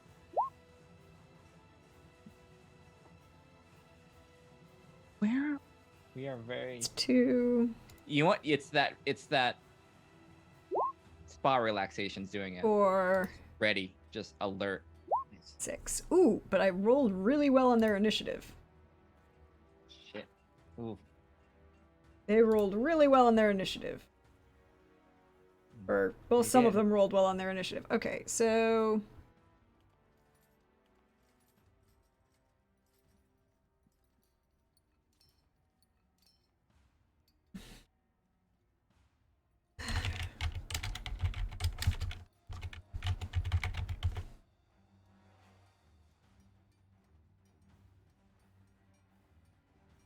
So that was a surprise round. Yeah, that was their surprise round. Yes. What is the advantage of alert when you can't be surprised? You when you're have the conscious? with the alert feat. Mm-hmm.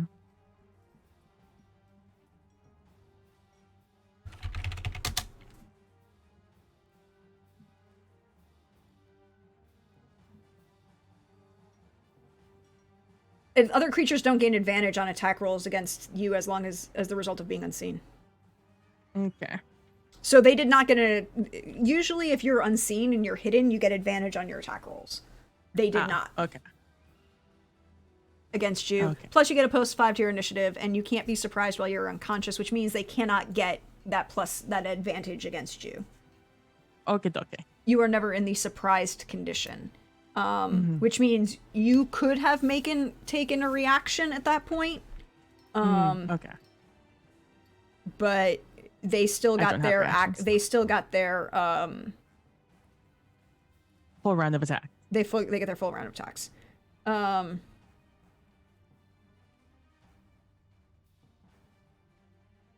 Yeah. Gotcha. And everyone else is officially surprised because of you don't have that problem, but Okay, dokie.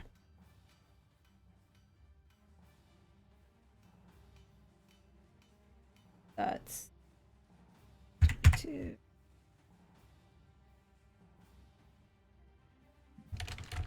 I will say, Javi, if you do have the presence of mind of looking over at Tibian, fucked up is the word I would use to They describe can't see you. my They're in a sanity. different room from you. They're in an entirely Oh. different room. We All right. can't- Yeah. That would be Well- the current problem that you have. I think you could. No. I will. No, then there's I will a say wall. Yeah. Well, they're for I will say official that purposes. to the acolytes in the room, they will visibly see that I am hashtag fucked up. Yeah, they got you got fucked up. On one hand, yes. All right, and then the last two are 17 We're hashtag having a bad time. and sorry, I have to add these separately. Oh, take your time. And a 15. So this is the last one. This is the last one I have to add. There we go. Oh man. No.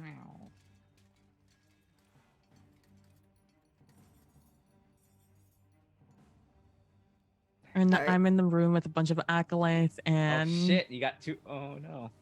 Yeah, you're in the room with a bunch of acolytes, and I'm sorry they can't really help you. yeah. Moral. And you've got 2. Yeah. There you go. Alright. It is your top of the round. Begin with Tibian. You've got 2. They're both. I'm going to mark them as. Hold on. I'm just going to put a little blue dot on them because they are not the first round, but the 23 is the one next over here next to Flori or Fio. Excuse me. Red, blue, green.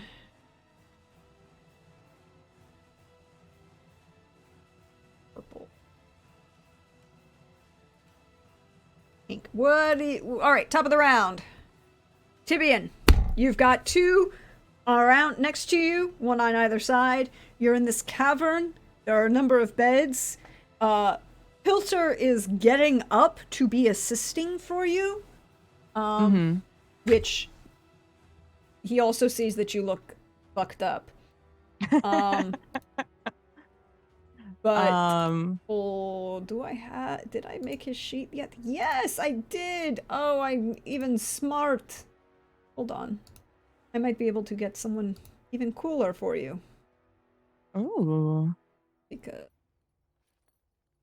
you know what, we'll make one of these standing around individuals Pilter. This one is Pilter. Pilter is now going to be yellow. He's got the yellow dot. That is Pilter. And I'm going to roll his initiative. Right? It's initiative. Where is his initiative, please? Oh, there it is. There's the button. For 15. Ooh. Let's go, Pilter. So, what do you need? I am going to attack one of these guys with Riptide. Mm-hmm. Where are you? Where are you? There it is. And then with that, I'm also going to attempt a stunning strike. A 25 save will DC definitely 16. hit. Which one are you hitting? I was going to say the one in front of me, but I'm just a giant letter, so that's right here. There's no in ping front it for of me me. again, please. I'm sorry I didn't see it. I apologize for those Okay. at home. I've tried to make the battle map work, and apparently it's just not. The overlay is crashing, and I don't want to have that problem. Oh, no. Okay, so the one to the south of you. Yeah.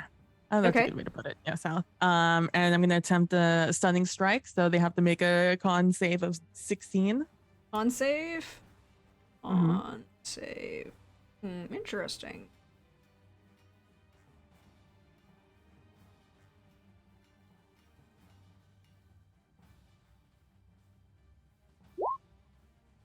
Damn. 21 passes, but Um, the 25 will hit. With that same thing, I'm also gonna use another key point at the same time to have to use upon the rolling tide to try and knock them prone. They have to make a dex saving throw, same DC, 16. Mm-hmm. I'm marking these. Boop, boop. 13. They did not. They have a better dex save, but they rolled more poorly. So they are knocked prone. Yep. All right, so let me roll damage on the first one is 10. I'm gonna extra attack him. Riptide again. 31, I'm assuming hit. Yes. And they are on knocked prone, so that's fine. I would have hit them anyways. Boop boop. For 12. Okay, so that is a total of And then 22 points of damage. Yep, and then I'm gonna use another key point to unarmored or to flurry of blows them. He is not looking good. I would sure hope not. Miss and 24 hit. The 24 will hit. Yep. For 9. Does anyone know what prone does for me? You get advantage advantage against on- them. You get advantage against their attack. Are you attacking the same one? Yeah, I'm attacking the same one. Cool. So you get Okay. advantage, so the 24 will hit. All right, so then I'll 9. attack again. 23. They're still prone, so you get. Well, I mean, yeah, 23. This 23 hit. was Yeah, my 23 question. hits. Yeah, of course. Okay. That's 11. Then damage there. Oof, he is fucked up. Like, seriously fucked up. I sure hope he is, because I'm fucked up.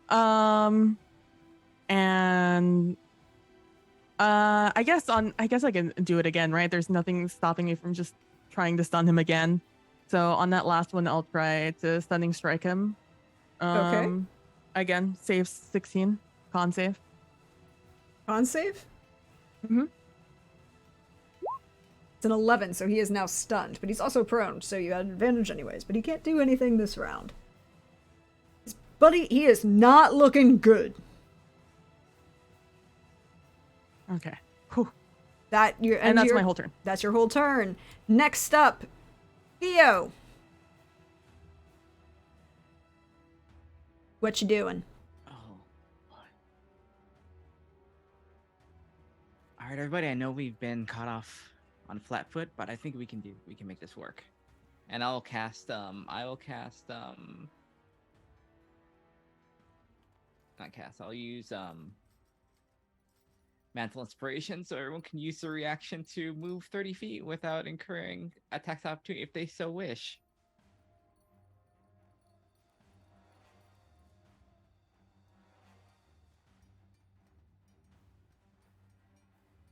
And also the 11 temps. We're gonna forget that. And you know, I'm moving 5, 15, 20, 25, 30. I'm gonna go over here. Just float. And just make eye contact, like, oh, there's Tibian right there. Over there. Yes. And then, you know what? I am going to So that's your bonus action and your movement. Okay. No one else. Does anybody else want to get out of here before I? So we can move without provoking. Yep. But it uses your reaction.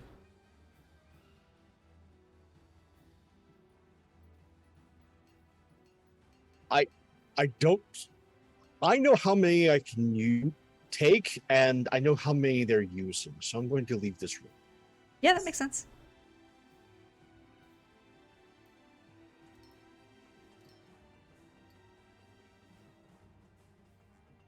I get to there.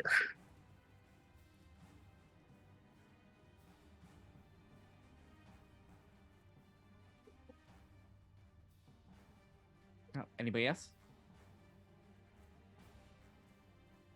Okay. Oh wait, I can use it now. I don't have to wait till my turn. Yeah. It's Oh. reaction. It's your reaction. You may do it on her turn Gotcha. to Then, move yeah. now. It seems like a tactical retreat is in order. Mm-hmm.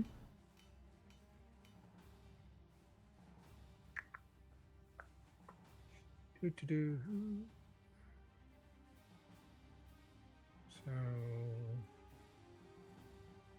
Thorn is going to move here, out of the way.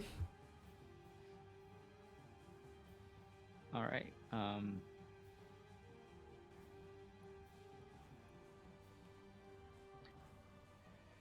I am just going to create a Oh, I don't really want to deal with them.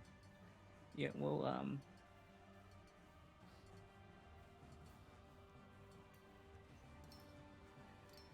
okay.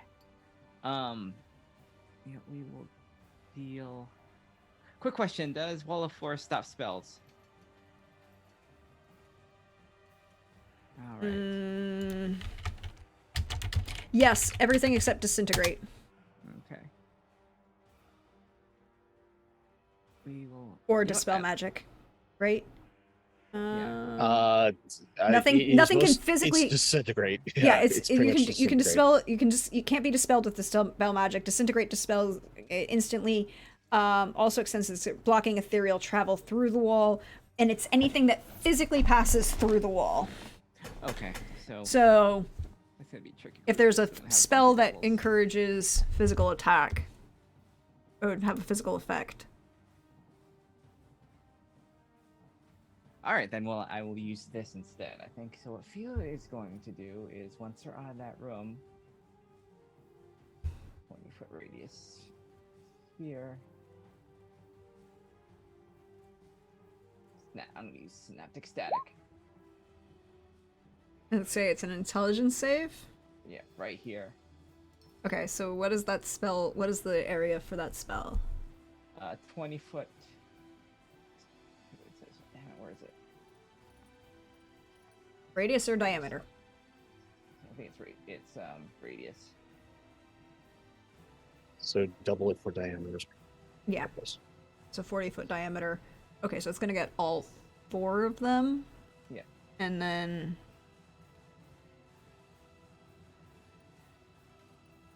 ooh, I'm gonna tell you. Mm-hmm.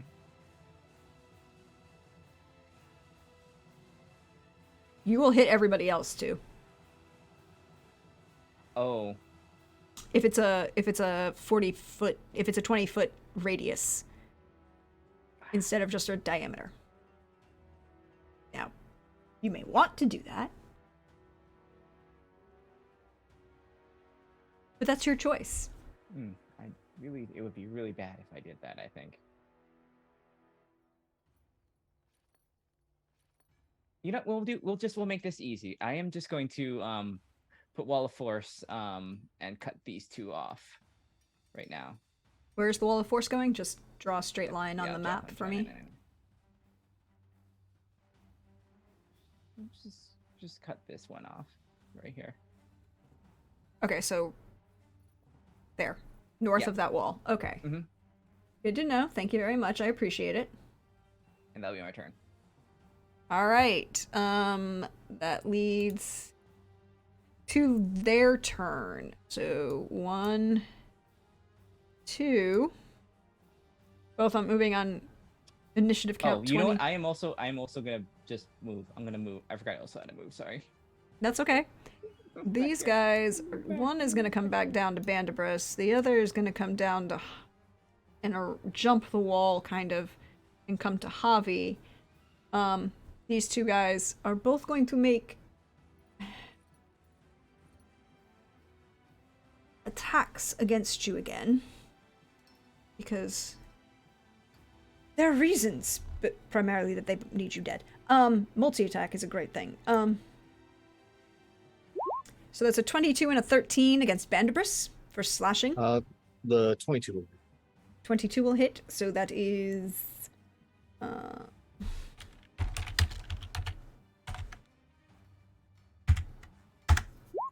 9 points of slashing damage.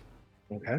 And then as he also comes down and around, he kind of like has the swords in a backhand grip.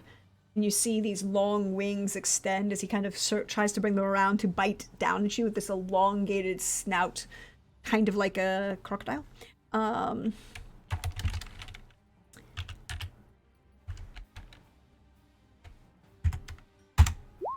23 to hit, I'm assuming that also hits you. That will also hit, yes.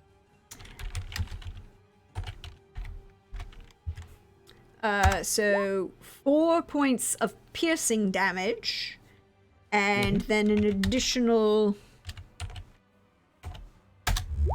4 points of acid damage, as you feel that acid begin to bite down into your neck again. Javi. Does the 15 well, I'm assuming the 15 doesn't hit, but does the 22 hit? Barely. Important, but it hits. Yep.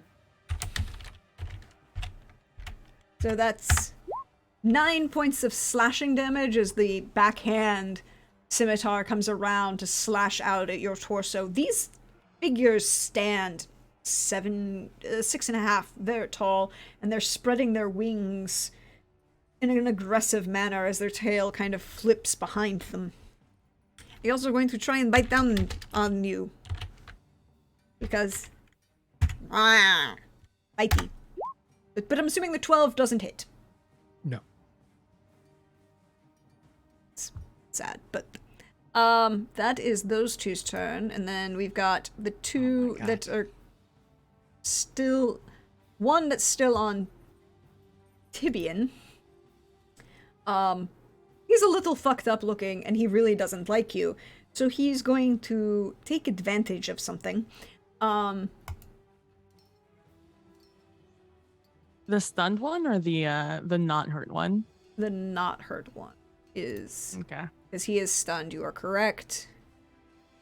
So this guy is stunned, he will lose his turn, which drops it down to initiative count. Sorry, we're now on initiative count 20. There were two that went on initiative count 23, one that went on initiative count 22. He is currently stunned.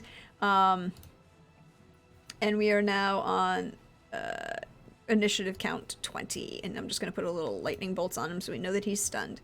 And then on initiative count 20, this dude doesn't like you, so he is going to release one of his creeping darkness, and basically everything around you all is going to do this.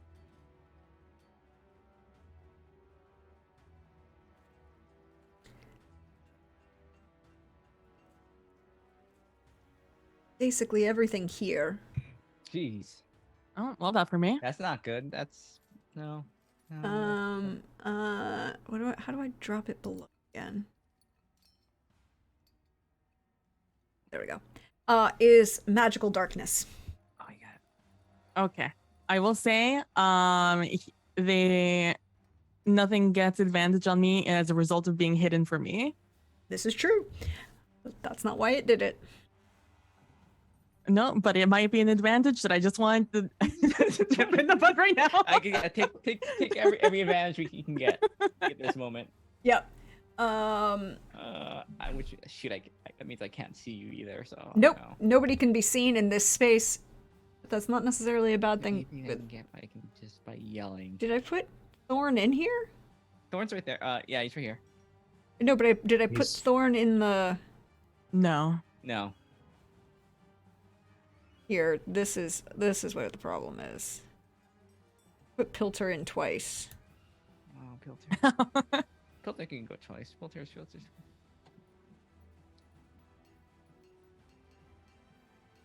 Wait, where is... I'll go back in a second.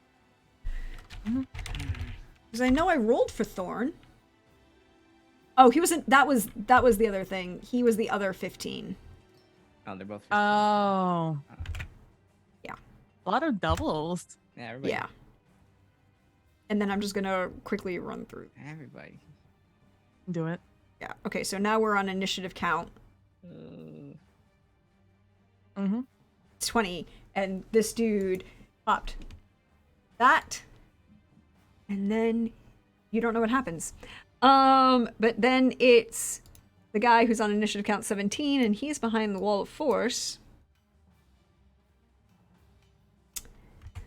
So, can you see through the wall of force? Yeah, I think so. I think it's not like it's not opaque. I think it's just like it's like prismatic, like purpley pink. Okay. So, you see the creature step back into the shadows That's fine. and then disappear from sight.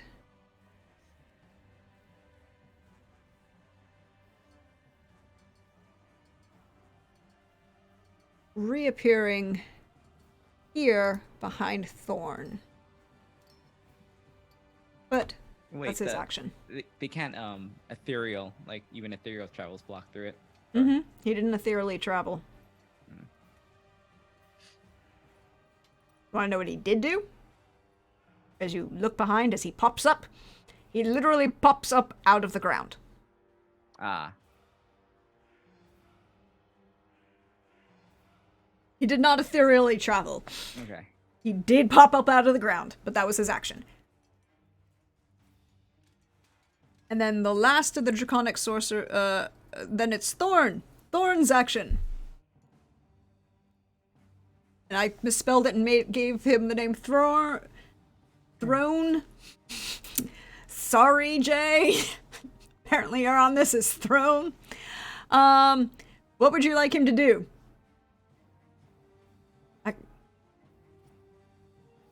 Protect himself. Attack? Kill? Who would he like him to attack? I would also The like one to... that adjacent. The one adjacent? Yeah. I will say that he also has blind sight, so... Oh. He has devil sight, so... Oh, he's good. If you need him to do something else... I don't have his complete sheet, but I have the important parts, so, you know. Again, obviously they're trying to kill all of us. Let him deal with the thing that is immediately in his vicinity. Mm-hmm. So he's going to reach out again. He has a much better description of how Mill and Reap emerge off of his arms, and he's going to attack.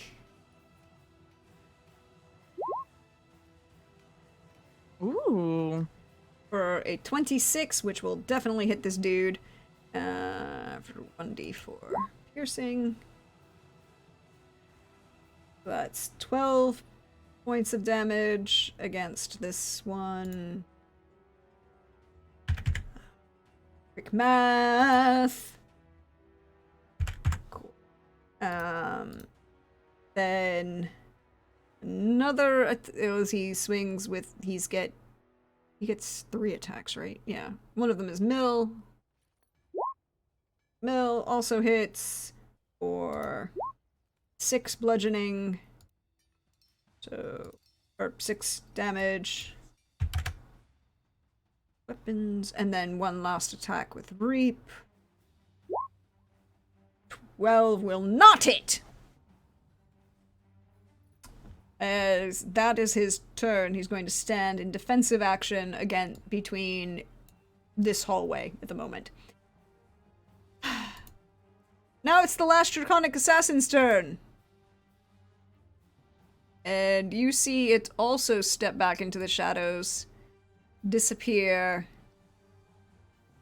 and pop up here.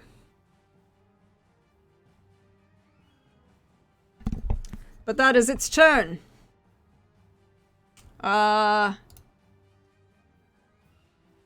Pilter! Pilter in darkness. What would you like Pilter to do? Please heal me. Please heal you? Pilter would Please heal definitely me. like to heal Marco? you. Pilter would definitely like to heal you. Hello? He would definitely Hello. like to heal you. Don't heal the monster. Touch it like that's right. No. What does it mean?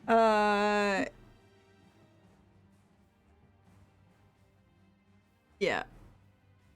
So he will definitely heal you. He will probably, I mean, it's plenty of spells. He's got so many spells. So he'll cast a cure, a 4th level cure wounds on you, which is math. He's math. Why can I not math?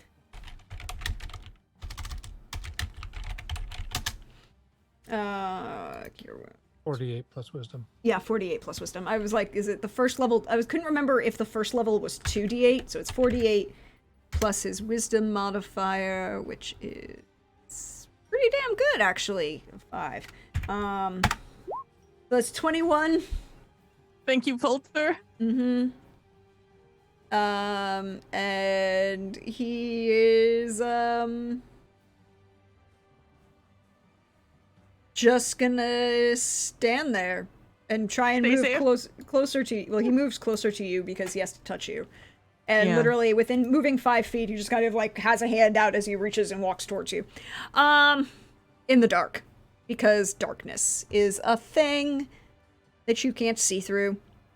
That was Pilter's turn. That leaves us to Bandibris. Hi, this dude is in front of you.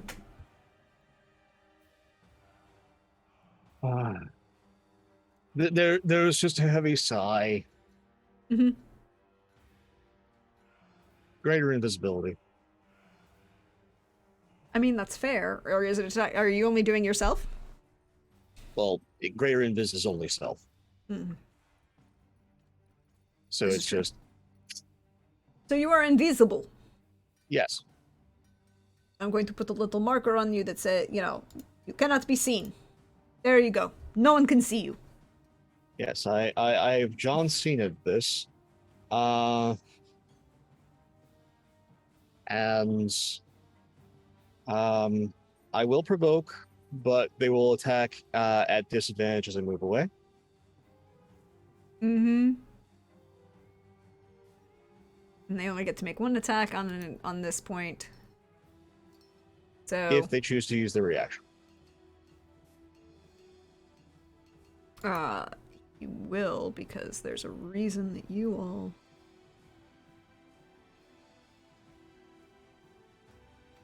He is going to try and slash at you. Only pay attention to the first roll this time. That's a 16. Is not going to hit you. No. Is this creature again with these large wings comes around and tries to slash at you. For anyone playing at home who wants to see what this looks like, let me show you. That's my turn. That is your turn. Mm-hmm. Let me show you, if for those of you playing at home, what this thing looks like. All right. Avi, how you doing? You up? Oh, Javi's doing fine. Javi's going to try and remember what he's able to do. Hold on. My monk stuff is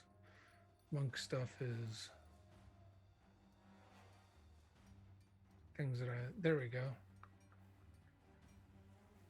Okay. I will actually, I'm going to follow Bandibris's lead, and I'm going to cast Greater Invisibility on myself as well.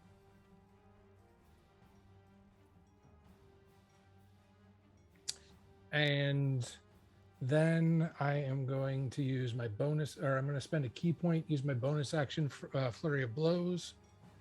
Which Oh no, I have to take an attack first. Never mind. Yeah. Yeah, I was about to say you can't flurry of blows as an attack, as your action. Yeah. Well, my action was spellcast. Yeah, I Yeah. meant because your action wasn't an attack, you can't flurry. I had of blows. forgotten about that. I've actually, yeah. I haven't used the monk stuff in a while. What else do I want to do then with my bonus actions? I'm actually just gonna do an unarmed strike. Cool. Regular attack.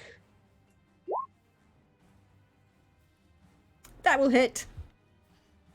And The one right in front of you, I'm assuming? Yeah, the one right in front of me. Basically blink out of existence and then hit him square in the chest and roll that con save for me Cool. for stunning Hold on. strike. For stunning strike? 18.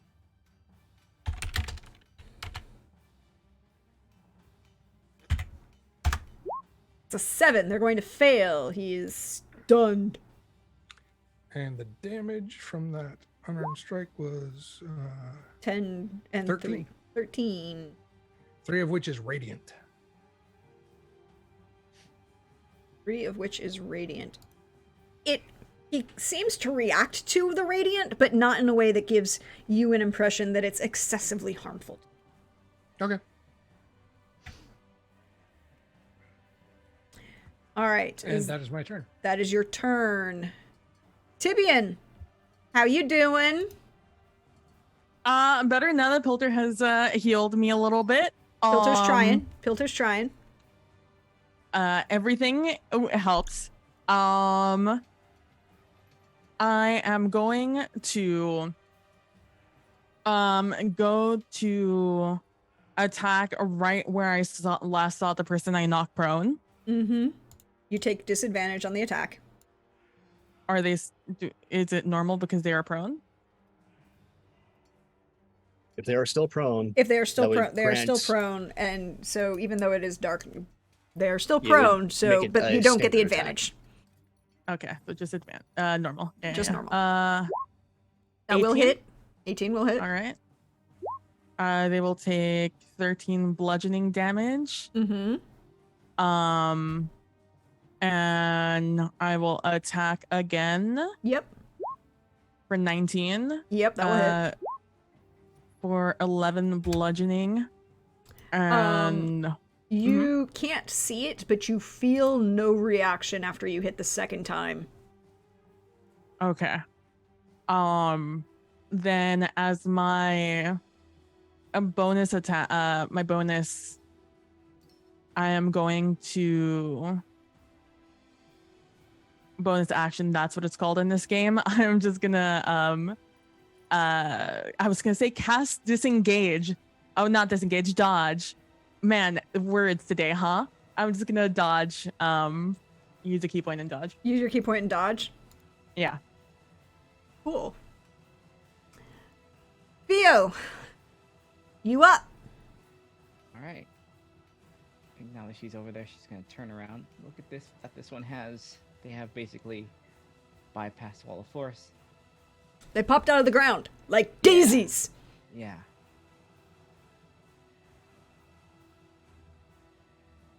Now I'm starting to get bored. And you know what? I think I'll give you a show. Very rare people will get to see this, but Theo is going to use I'm gonna use my bonus action to turn on Unbreakable Majesty. Bonus which action. is Minute until you incapacitate for the duration. Whenever any creature tries to attack you for the first time on a turn, the attack must make a charisma saving throw. On a fail, it can't attack you on this turn and must choose a new target for its attack, or its attack is wasted. On success, it can attack you on this turn, but has disadvantage on any saving throw it makes against your spells. And then... Okay, interesting. Good to know. So yeah, she does basically like a little like Sailor Moon transformation into like this beautiful but yet terrifying like kind of like fey looking being, glowing, just black eyes. And we'll just look at this one and just say, now that you've seen this, consider yourself lucky. as I burn out your mind. And I am going to gonna use Wrathlim's Psychic Lance on him. Ooh, Psychic Lance. So it has to make a intelligence save.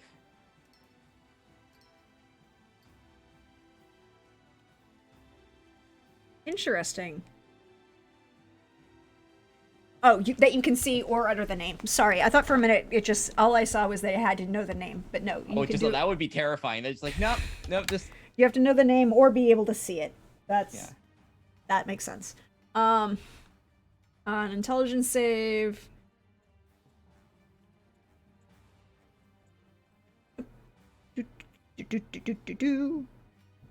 But you want to know what?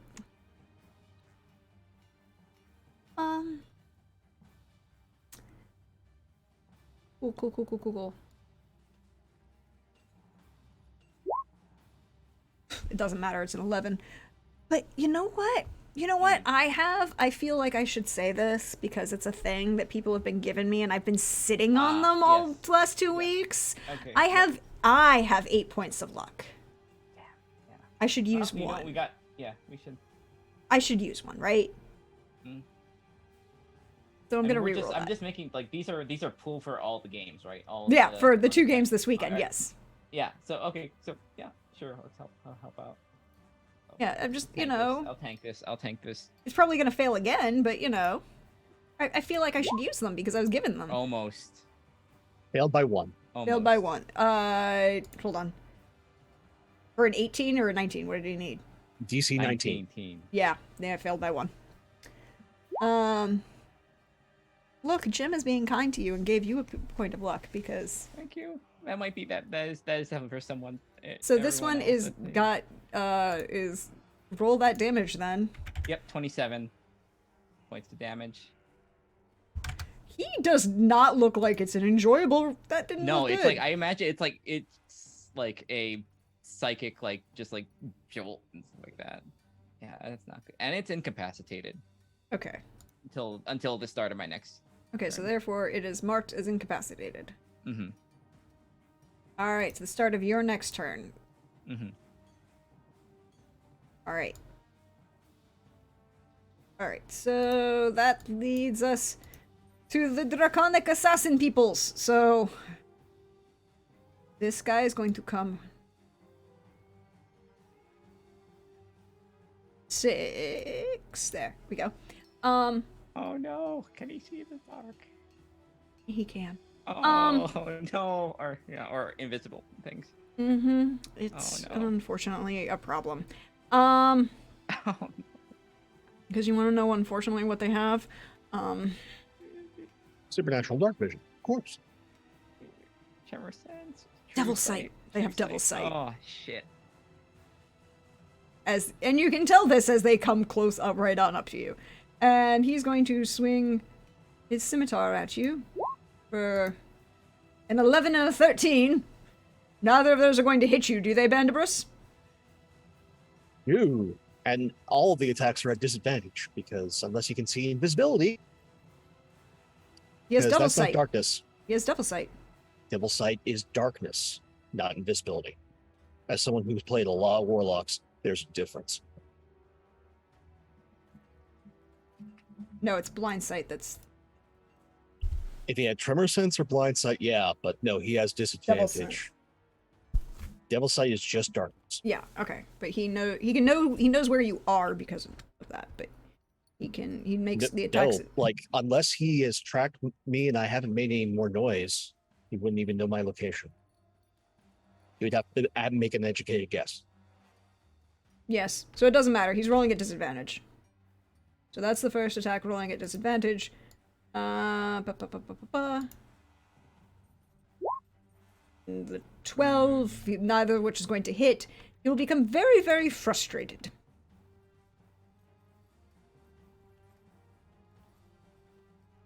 And then move around you this way. Because he can do that. With extra feet of movement. This dude who is stunned can't do anything. Or no, the guy who's on... It's, person who's on Thorn's turn, he can see everybody. He's just gonna roll out and take 2 slashes at Thorn, both of which of those is going to hit. Oops. Good thing they,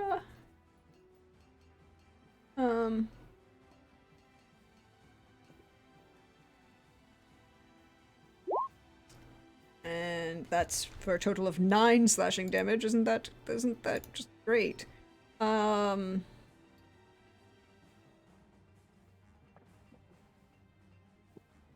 And then he's going to try and bite Thorn. Do not bite Thorn. Going to try and bite Thorn. That plate armor is a problem. 24 will get through it. So then he has...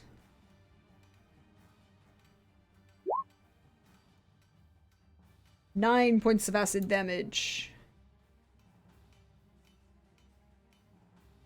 Thorn does not look happy about that, but he seems to have been... He will be okay. Alright, so that dude is dead. That dude is still alive and next to Tibian, and in his own darkness, he can strike out at Tibian. Is a thing. Disadvantage because I'm dodging? At disadvantage because you are dodging. The first... so nat 1 for the... because I like doing fun things on nat 1s. But he manages to hold... Like, he strikes out at you, and you're just dodging... Because you're dodging, he dodges out of the way, and he hits one of the stalagmites that's in there, and almost drops his weapon, but he doesn't. It's nice that it's darkness and no one can see what just happened. But you can hear it, because it rings really loud when it strikes the... And probably the whoosh of the scimitar coming past me. Yeah, and then you hear it clang as it hits the stalagmite behind you. And then the second attack, again at disadvantage, is a 12, also not going to hit you. But he's going to try and bite you. Bite down upon you. For, again, at disadvantage. Wait, no, I rolled twice. So the 14, again, doesn't hit you. Swing, I'm swing. doing the Paddington Sakal wave the boundless sea, just like almost surfing sort of bobbing movement. Mm-hmm. I'm here for it.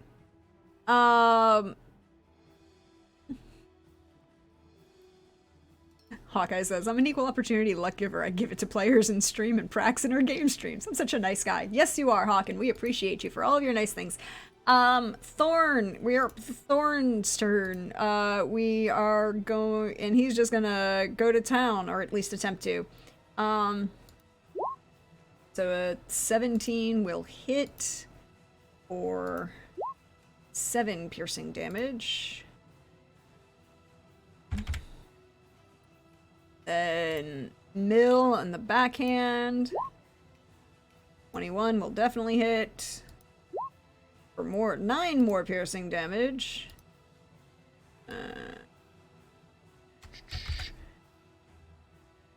And then last strike again with Reap.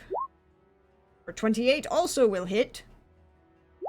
For 10 piercing damage. The individual that is up front with Thorn seems to be having a real bad day. Oh no. Just seems to be having a bad day. Then we've got the dude who is stunned, and then Pilter. What would you like Pilter to do? Does Pilter have the capacity to dispel? Yeah, I was gonna say this. Pilter does not have anything- Dispel. Does Pilter have the light spell? Because light Well, contradicts darkness. Not, Not magical light, it's- darkness. Non-magical. It's daylight that can possibly be used as a dispel, depending on the wording of the precise form of darkness. You're correct, but it only blocks out non-magical darkness. So within the area of the light spell, it would be light. Either way, he doesn't have light and he doesn't have dispel. Yeah, light. Sorry, Gotcha. he's a storm cleric. He has lots of stormy spells and lots of healy spells. He does have a spiritual weapon. He also has a bunch of healing spells and a shit ton of lightning. Heal. I mean, I wouldn't be mad at another heal. I wouldn't be upset. All right, so he's gonna do another 3rd level. He can't see me fucked up, but he can hear my labored breathing. And he can reach out and touch you. So he might give you another 4th level. He's got one more of those. Because he's literally touching you. He doesn't need to see you. For 23. Thank you, Pilter. So that's Pilter. Now we're on to Bandibris. It is very simple. The one that is currently been incapacitated by Theo's pure awesomeness. Yeah, which is over here. There's going to be a whisper on the wind. You are your failures. I'm casting Mind Sliver. Okay. Oh, this is. I need a DC 20 intelligence saving throw, please. Cool. No, he gets advantage on on any magical spell or effect, and he gets a 5 on both of them. 10 points of psychic damage, and the next saving throw he makes is he has to subtract D4. Okay, a 1d4 D4 from his saving throw. All right. Yep. Good to know. All right, that is your turn. Avi! Yes. Avi is going to reach out and touch someone himself. The guy who's stunned. Yeah. Yeah, and he's going to punch him. Okay. He casts fist, so to speak. He casts fist aggressively or politely? Aggressively. 15 will hit. For 13, 3 of which is radiant. And Again, doesn't seem to... It hurts him, but it doesn't seem to hurt him in addition. Yeah, that's fine. This time I will use Flurry of Blows to get 2 more unarmed strikes. Mm-hmm. Actually, no, let me take a step back. Give me a DC 18 con save versus the stun Mm-hmm. that I'll pump into that one. And then I'm taking 2 additional unarmed strikes. So it's a 20. That works. So that will hit. And So they're no longer stunned, is what we're saying. at this point, yeah. So 11 points of damage for the first unarmed strike. 24 will definitely hit. For 11 more points of damage. As you just see blood start merging from this as it coughs it up, which looks very odd because, you know, I've got this elongated reptilian snout.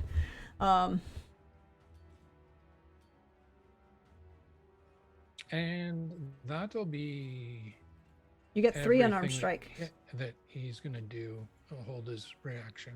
You get 3 strikes for flurry of blows. Oh, I thought it was 2. No, it's pop, pop, pop. Because you have to make the original strike, and then you get 2 additional for the bonus. Yeah, so that's all of them. Oh, Maybe at higher levels it goes up. But I'm getting not it for- wrong. not for me. Don't trust me about monks. All right, so that's what you're going to do. Okay, good to know. Yeah, that's everything for now. Besides being invisible. Besides being invisible, also you are also invisible, so I should put the can't be seen button on you. There you go. The John Cena button. Yeah, there we go. God, Vivian. Hello. That other guy never attacked me, huh? So, Well, he missed as he swung at you. oh. Remember, he hit the stalagmite. Oh, right. He sure did. Oh, was letting real me know loud in your exactly ear. where he is. I'm gonna turn in the direction. I'm assuming he's in, and I'm going to attempt to attack him at disadvantage. Mm-hmm.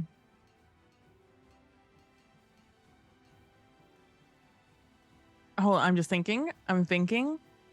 I'm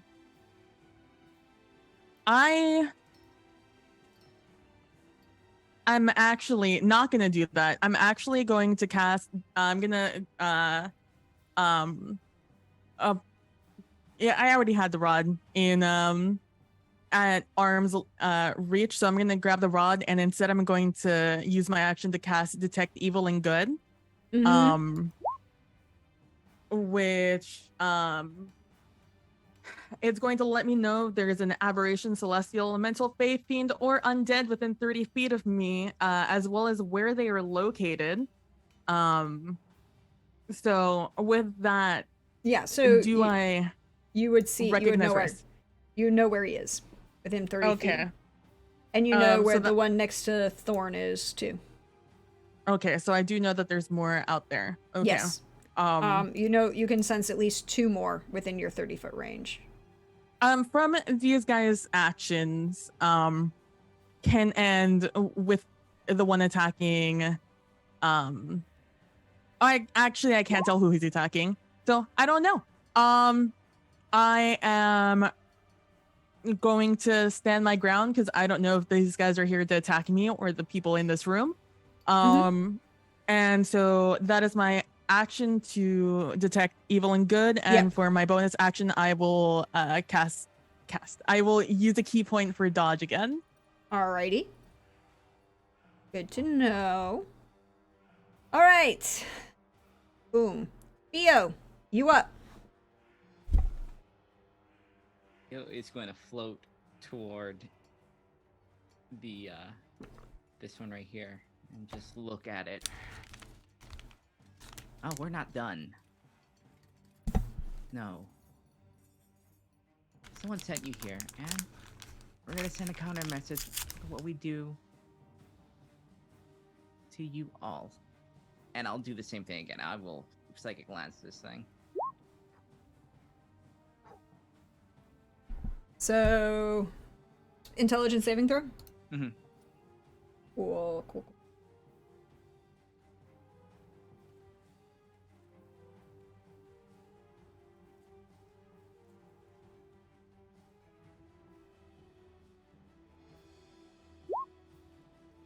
Nope, they're gonna fail. Even with the -4, they're gonna fail. Roll that damage. Yep.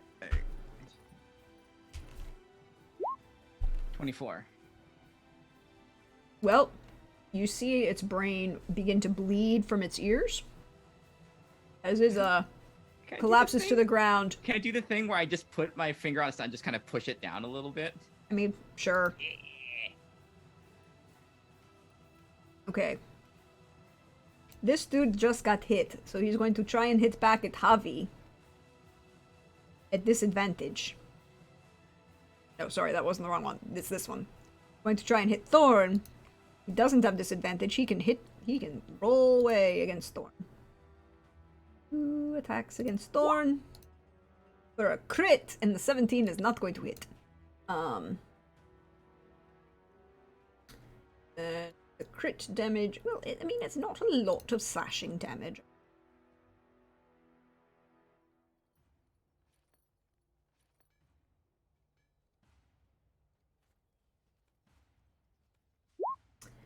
damage from the weapon. And then, going to try and bite Thorn. Only worrying about the first one of these for 24 will hit Thorn. But that's not a crit, so that's nice.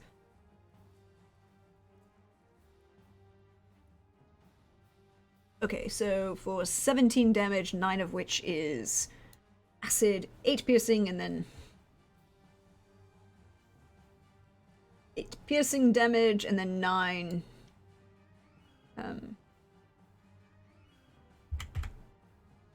Acid damage. Oof, that's not looking great for Thorn. That's not a great thing. He's not looking good. Just so you know. All right. He's definitely better. He's not looking horrible.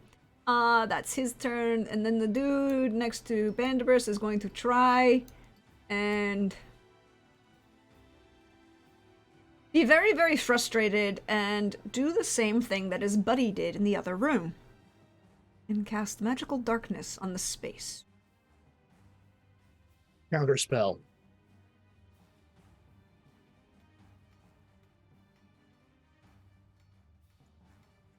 Just want to make sure.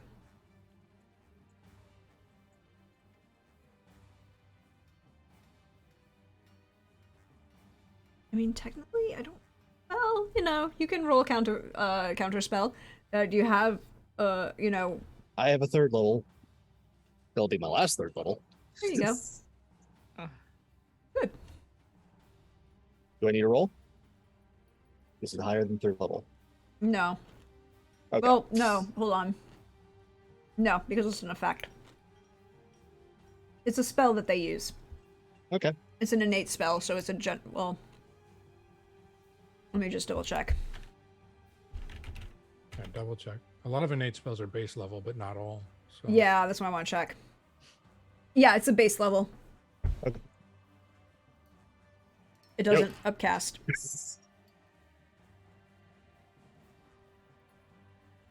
He gets very frustrated.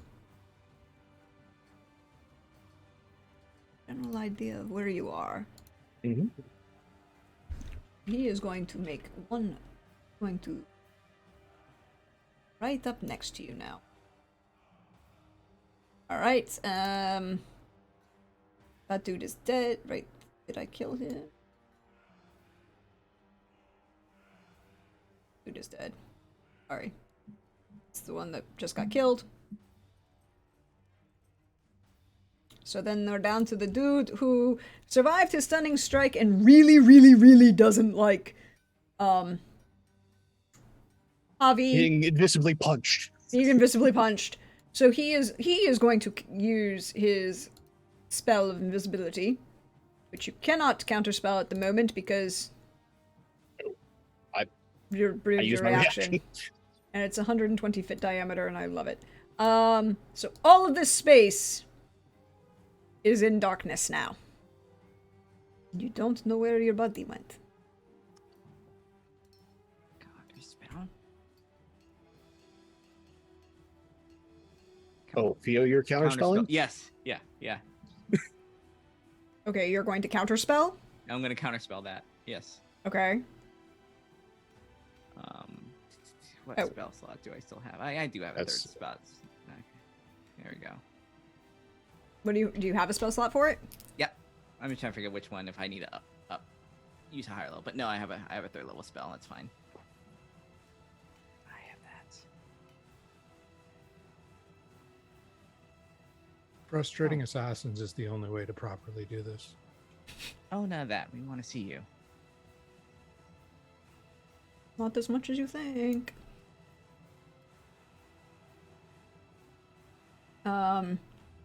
So, no wait, this last assassin is the one that died, right?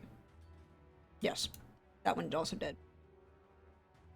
There we go, right? We're down to 1, 2, 3, 4. Yes. Yes. So this last one against Tibian. Hi, Tibian. Is going Hello. to slash at you and then bite you.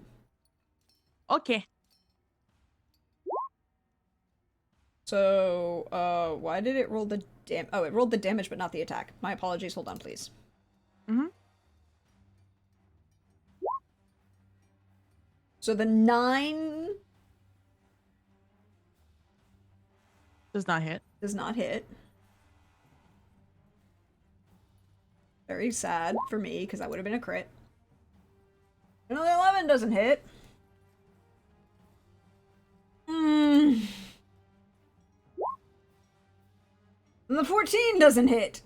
Very upsetting for me. I switched it up on him. Instead of going the counterclockwise in the dodging, I now went counterclockwise. for comedic effect. There we go. He is very frustrated and upset. And you don't know what he does. As you feel him move, but you don't know where you're going. So Thorn has got this dude in front of him. Thorn's like, nah, man. I ain't handling this. I ain't having this. Oof. This guy is really not looking good. That should have been a crit. Why? So he rolled a 19. Oh, he did roll a 19, and he crits on a 19. So, yeah, this dude is dead, blood, ripped apart. He also gives him advantage on Mill, which he's going to then move through there and attack the dude next to Javi because he's there, and use the advantage on Mill for 15. Even with the advantage will hit. Yeah. And wait, why did it roll? Okay, that was not what it's supposed to do. Hold on. 11 piercing damage, which is literally just enough to kill this dude. Nice. Max damage as well. Mm-hmm. No. Also, apparently, dice rolls are blocked on stream. How are they blocked? I don't know. The black screen, they say, over it. Okay, thanks guys. I apologize. Oh, I know what happened. Sorry. The Roll20 the window that I used for Roll20 did something odd and changed everything. So my apologies, everyone. I'm glad. You should be able to see them now. But this is, again, why we say them out loud. Mm-hmm. Alright, so it's 11, so that dude is dead. Murdered. Murder! That's the end of Thorn's turn. Then that leaves to Pilter. What would you like Pilter to do?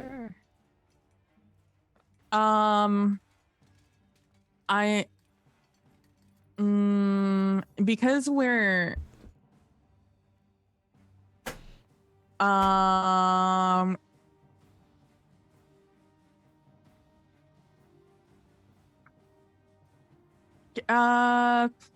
I think does his spiritual weapon doesn't cast any sort of light around it, right? Nope. It just is. Yep. I'm going to I'm just going to tell Pilter to cast spiritual weapon like almost like grab his arm to turn him around to be facing the same way I was when I was attacking I was dodging the dude. Yep. And I'm gonna say cast spiritual weapon opposite to our left or opposite us, away from where all of the acolytes, all the people were that I'm assuming are like whimpering, making noises. Yeah, none of them are magical, I'm sorry. No, that's fine. I don't want to accidentally hurt them. On that to the west of you? Yeah. Just somewhere safe. Casting spiritual weapon. What is his attack bonus? 5 11. Alright. Alright, awesome. And it can't make an attack on the round it's made. No, it can. It can. A spiritual weapon can. But it is at disadvantage. Well, it's also it's a disadvantage, but it swings and doesn't hit anything. Okay. Awesome. Because it's magical darkness. Mm-hmm. You're doing great, Pilter. Great. That leaves us to Bandibris. Do I recognize these things? Have I faced something like this before? You can roll a history, but you'll be at disadvantage. Disadvantage? Okay. Mm-hmm. Avi can roll a flat history if you wish.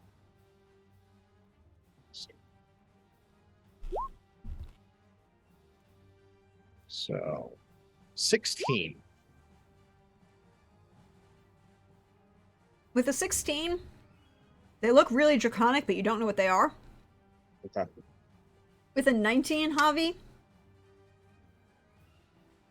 you seem to recall certain, because of the particular monastery that you happen to grow up in, and its particular side trade that it engages in.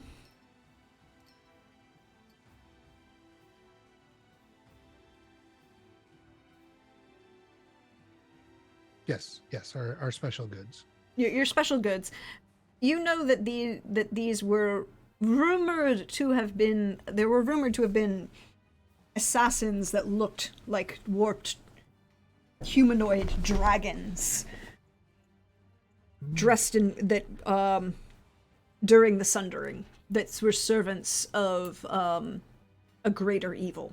No one actually was 100% sure on who they were, but you know, because of your particular monastery's other abilities, practices, you would have definitely had notations about this, perhaps, but you don't have a lot about them off the top of your head. Excellent. Okay.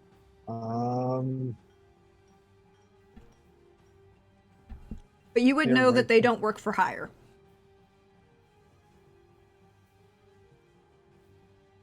They're servants, not mercenaries. Exactly. So, Banderbus, Okay. what would you like to do? That was a free action to see if you recognize All right. them. With that knowledge ascertained,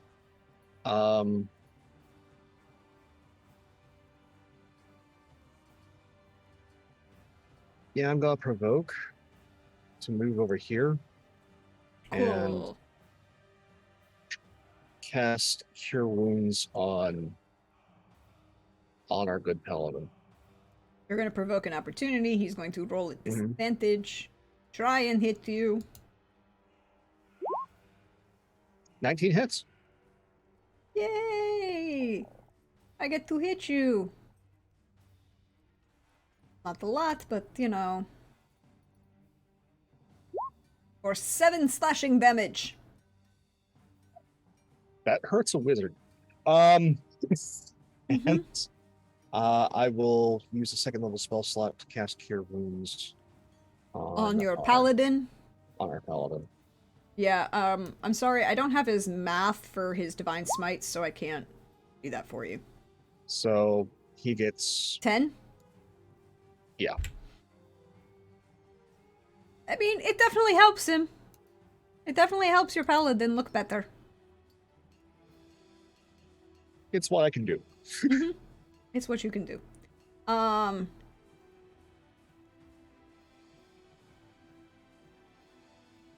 So that's your turn, Javi.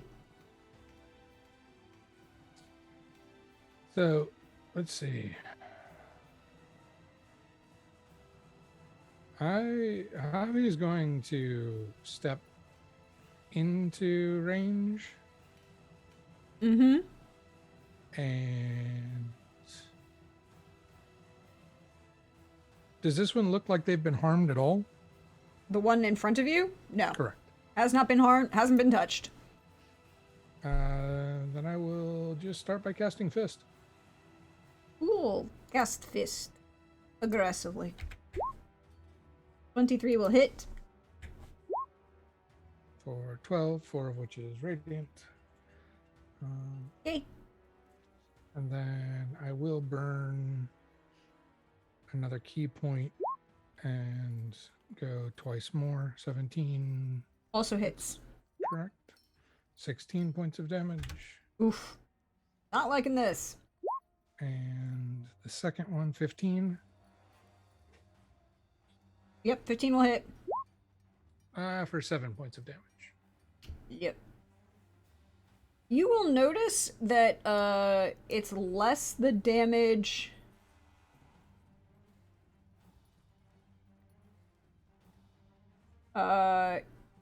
You do less damage, more of the magical damage works. Gotcha. Not the rest of it.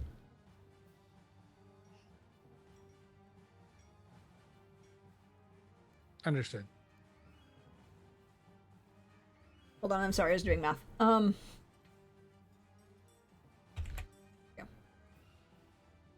Doing math. Okay. Tibian. Hello. Now that I can see this guy, and this guy's nice and You can't see him. nice and bright with detect evil. And Oh, good. detect evil. Yes. You know that he moved. Yeah. I am going to go for him, attack him with a Riptide Mm-hmm. for 30. I need them to make a DC 16 con save. Yep, indeedy. Con use. Mm-hmm. The 11. No, he is stunned. And then they are stunned. They also take 12 damage. I will. Riptide, which is magical weapon. Yeah. Also, my fists are also certified magic weapons. I hit with Riptide again for 21. He's stunned, so you have advantage. Oh, you are right. 21. I'm gonna use Wave of the Boundless Sea to try and knock them prone. So that is a dex save, which I believe they cannot make. Fail. They cannot make because he is stunned. So he is so also prone now. Auto prone. That'll be 15 damage there. Mm-hmm. And then I will flurry of blows with my bonus attack. 25 on the first one. Yep. 9, and then 26 on the next one for another 12. So a total of 1. Oof. He is looking, well, you can't see, so it doesn't matter. The evil is just like slightly recedes. No, the evil just kind of stinks up the whole place in your senses, you know. It's creeping oil that just kind of flows all over you. I just feel the key coursing through his body and just run a little easier. It's like, tenderizing meat, I see. So that's your turn? Yes, ma'am. Theo. It did remind me, Prax, that my fists are also magical. Okay. So that does actually do more damage. Okay. What a beautiful sentence. Yeah. All right, Theo's gonna just float on over here, hold out her hand toward it, and just staring with her just solid black eyes, grovel, and I'm gonna cast command on it.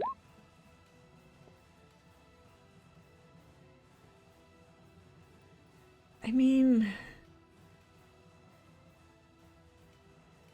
here's the thing. I'm gonna roll it, but I'm going to let you know that there's an other thing that goes with it. Whether he succeeds or fails, will be something that will happen because of this. Okay. Whether he succeeds or fails in the roll, there's an issue that goes with this. It's a wisdom saving throw. Is this the one who had the -4 or whatever? No, that No, was that one's previous super dead. turns. That one's He's super dead. dead. Okay. 6. Well, doesn't matter. You see it start to take effect for a moment, as if it was going to succeed, and then you see a flash from almost a flash of light behind the eyes, and then he shakes it off.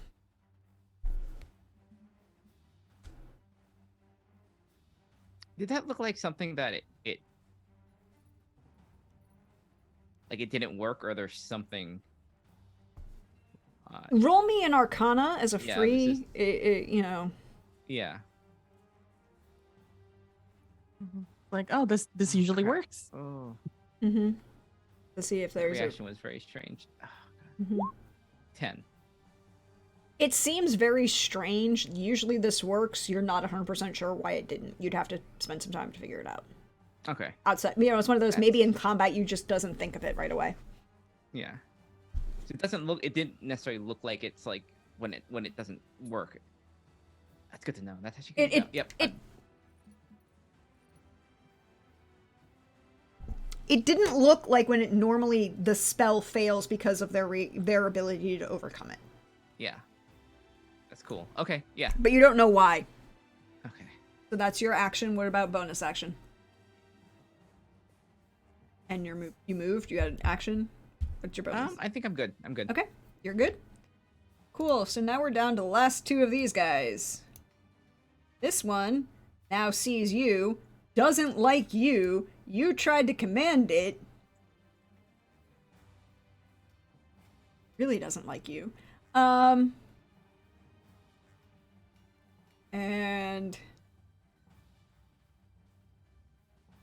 so it is going to. Oh, if it wants to attack me, it has to make a wisdom saving roll. For the unbreakable majesty. Yeah, but it was. It's going to attack you. Okay. And it has advantage, so it succeeds. So it can't attack. It can attack, and it will attack you. It's going to try and slash at you. Correct. Maths. Let's see, does that thing work? For the first attack is an 8. That's going to fail. Just straight up. And 17. Does that hit? 17 just hits, yes. Cool. So it will do. There's a slashy attack with.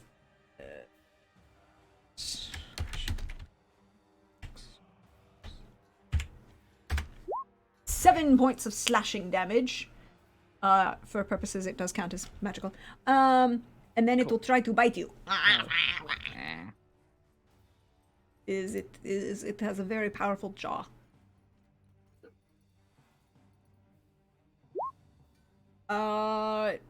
But it not ones, and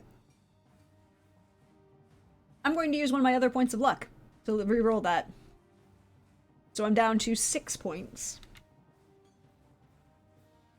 Theo sucking up all your luck. Yeah, well, I'll There take we the go. 10, but it's still better than an out one. I feel better about it then. Can I say something? Yep. Maybe it just like catches on her, like you'd think it's like skin, but it's actually like the magic, like metallic tattoo. It kind of like doesn't sink in. Yeah, that makes sense. Yeah. Yes, and now it is up close and in your business. That is its turn.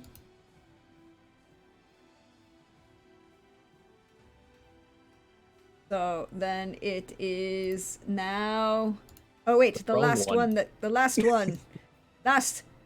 Yeah, The one that is friend. regretting its existence. No, it's not. No. You wanna know what it's going to do? Oh no! What? No. You lose. Tibian, you lose all awareness of it. Okay. Even stunned? True. And prone. Oh, it is stunned. Never mind. I thought the stun broke already, but nope, you are correct. It It is not doesn't stunned. break until the start of Tibian's Tibian's turn. I turn. believe. Because it's right at the start of Tibian's turn. So no, you do not. It doesn't do anything. That's why I was forgetting about it. So Thorn. Life is Thorn pain. sees this dude. What do you want Thorn to do?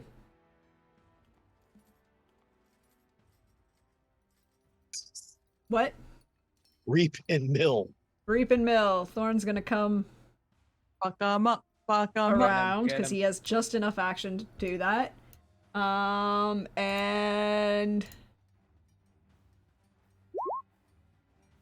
nope. Rebound with Mill with 28 will hit though. 9 slashing damage. Which was a crit. Nope, that was an No, 18. one That up. was an Yeah, I 18. Like, yeah, Wow, I damn was, it. I thought the same thing. I thought the same thing. Like, 28. like, oh, it's 18. No, I checked. Damn. That's so That high. 21 will also hit. 10 piercing damage. This dude is not looking good. This dude is not looking good. But he's still up. Tibian. Tibian has a spiritual weapon up. What would you like Tibian to do? Try to hit that guy. Well, he can move the spiritual weapon 20 feet and then try and hit. So what is his... Okay. Earlier, it's... Oh yeah, Pilter heard those thonks of me hitting this thing in the sternum. He knows where it is. He More or still less. rolls at disadvantage, though. No, yeah. He's prone. Does that make it... No, because he can't... Because his prone status Okay. doesn't change Pilter's ability to see him, right? Okay. Because Pilter is in magical darkness, and that's why he's... Yeah. Okay. But he still hits with a 19, so... And it's a Plus second 11. level spiritual weapon, which is... What? Fuck 'em up. Fuck 'em up. I have no Spiritual idea. weapon usually does that. Yeah, spiritual weapon is a great low-level spell. It's just a great spell in general. Yeah, so nice. Yeah. You don't have to worry about. It is one of those things that as a bard you always go, do I grab this? Yeah. Yeah, so it's 1d8 plus 5 damage.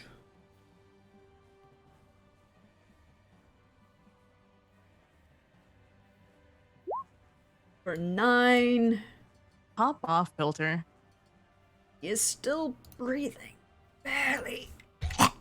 You hear him cough up a lot of blood as from his prone state, but, you know. And stunned.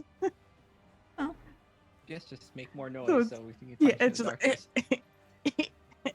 Yep. So that's Pilter's bonus action. What would you like him to do otherwise? He can't cast anything that's not a cantrip. I would like... Oh no, no, because it's a bonus action to make the attack, but he's not casting a spell, so he can actually he's- cast a spell. Sorry, I went through that in my head backwards. Oh. Do you need him to heal you again? Let me see. I haven't really been hit since the last time he healed me. No, I'm Gucci. You know what? Filter, take a second to celebrate. Just, Okay. This is a win for you. This is a win for him. All right. I just have a question. Does he have Sacred Flame? He's got lightning. He doesn't have Sacred Flame. He took lightning instead. Okay. But I mean, he can still cast a higher level I was spell just- because I was just curious, like, cantrip wise, because, like, dude's prone. Mm-hmm. Because even cantrips help. He has lightning lure. Eat.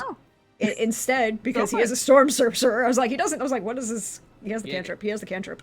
So he creature must make a strength save, or he's fails automatically because he's prone. Yeah. He's going to roll Pop off. 8 damage, Damn. max damage on that well, no, technically he's a much higher level, so it would be 3 to 11.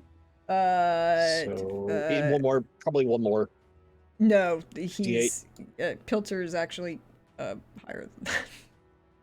Pop Oh. off, Filter. Pilter has 48 lightning damage. Oh, okay. So we'll roll so 8 plus 3 is 11, 11. plus 2d8 20. 20. A good even Pop 20. off. Oh, Pop off, Filter.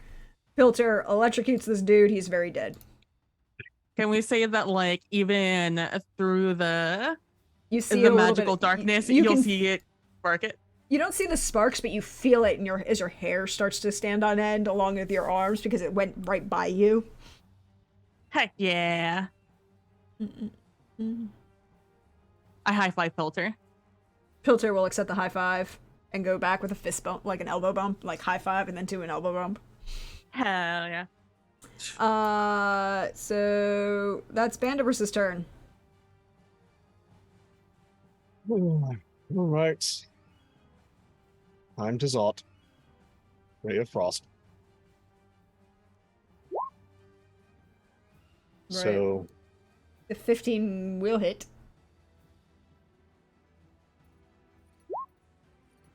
$14 cold damage. As you freeze him solid, he shatters. 1,000 pieces. Nice. And we are out of combat. Ow. I'm like, Magical okay, darkness. everyone, calm Yeah. down. Dissipates in that same moment. Is everyone okay?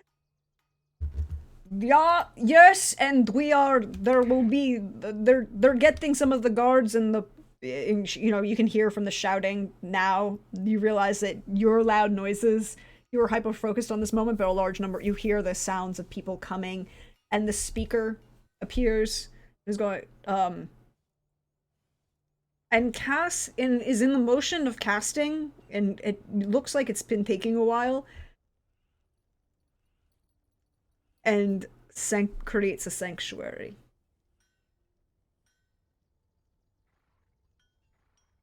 Or accurately activates the runes that are in this space so he doesn't have to.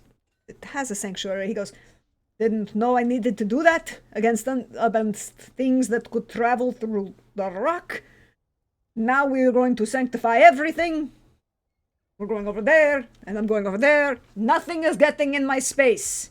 Nothing. Why did you let this? And you see him walking by a couple of the guards, lambasting them and switching into dwarven, going. You get the impression of like, I should have known that there was a possibility of an undead in a fiendish incursion. Why did nobody tell me about this? I feel that I was left behind. But you may all. This is where we're going to end for tonight. And I will also say. This is a point where you feel you are secure and may take a long rest for the evening. I have closing words for this Yes. situation. So, who do you think, or do you think they were after the bounty?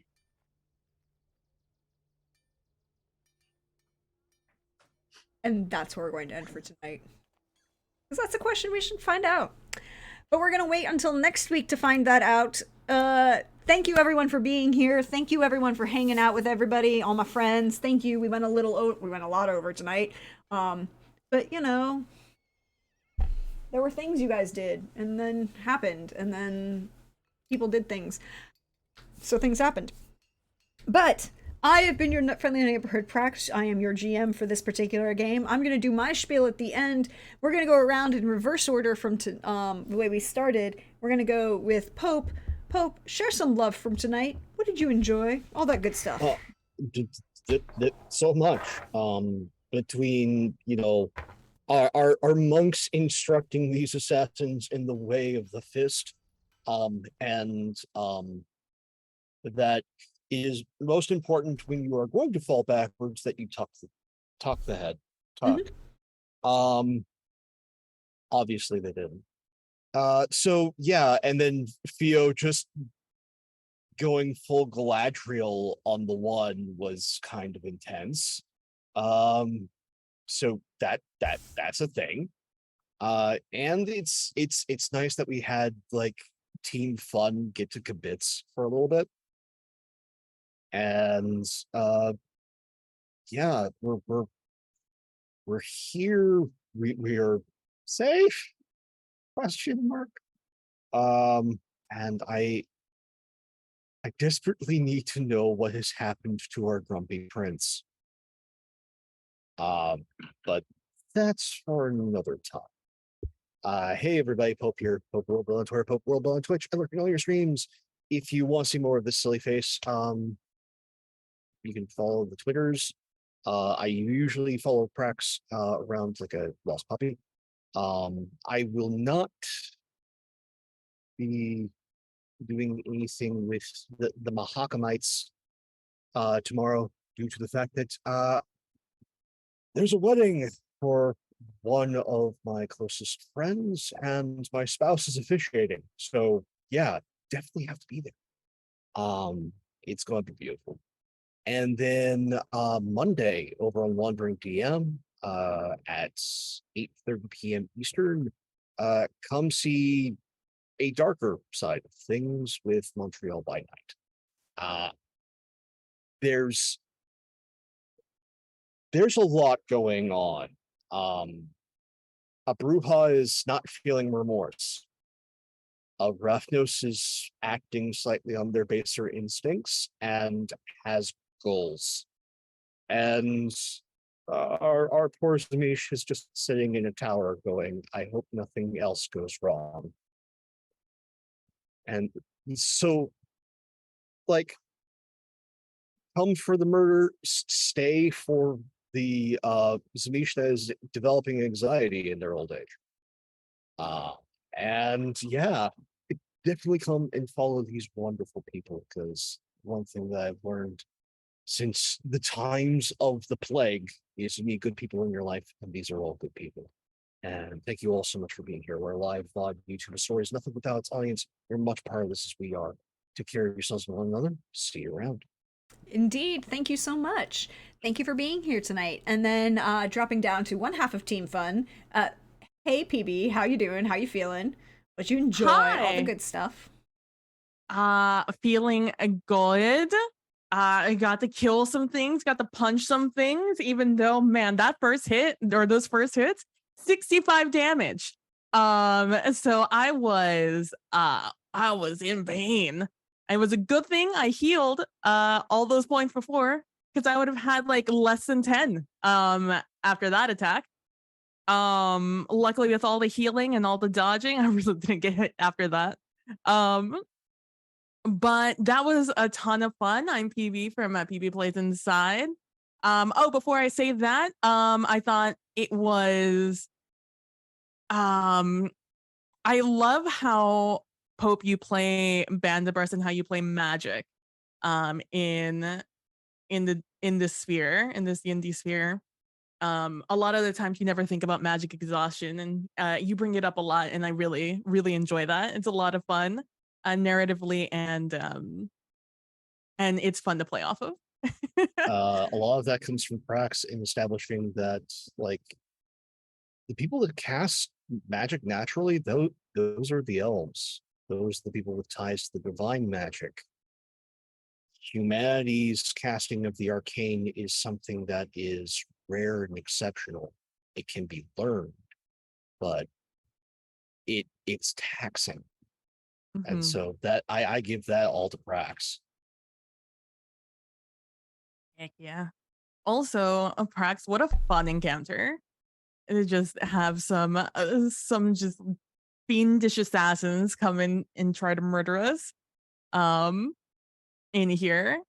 But yeah, that was a ton of fun. I'm PB from @PB Plays Inside. You can find me on Twitch at the same name, and also on Twitter on Wednesdays. You can find me over on twitch.tv/Nillyline at 6 p.m. Eastern time, where we have a book podcast. Right now we're reading through Twilight because my friend Nelly has never read it, and I have, and I want to send her memes about Twilight. We are nearing the end of the first book, so it's finally starting to get spicy. If you're interested in stopping by and listening to us talk about it, feel free to drop on by 6 p.m. Eastern Standard Time on Wednesdays over on Nillyline. Aside from that, you can find me here on Saturdays playing this amazing game that I'm having a ton of fun with. I'm glad you're having fun with that. Also, yeah, follow all of these people. Follow PB, but also follow that podcast because it is hilariously funny and I enjoy it. It is great. And then the other half of Team Fun. Hey Lynn, how are you? How's life going for you? Good. This is so much fun. This kind of like I love the little bit of downtime we had to like talk and kind of like relax a little bit before like we got like just getting like interrupted in a bathhouse with a bunch of is so much fun, and having it was very nice to have Tibian talk with Filter finally, some NPC. Feel like we found him and he kicked ass. You did. They did some damage before that, Yeah, though. they kicked some lightning lure at the end was a Yep. thing. Yeah, I'm Lynn, Gremlin Art, pretty much everywhere, Twitter, Twitch. You can find my art and what I'm doing throughout the week.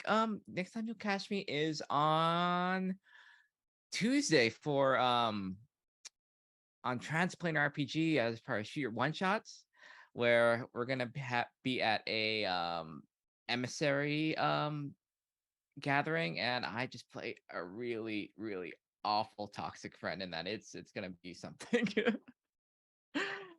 And on Wednesday night on Other Doc's channel, we're gonna be stepping up with our Dune. I think it's gonna be our get our house in order.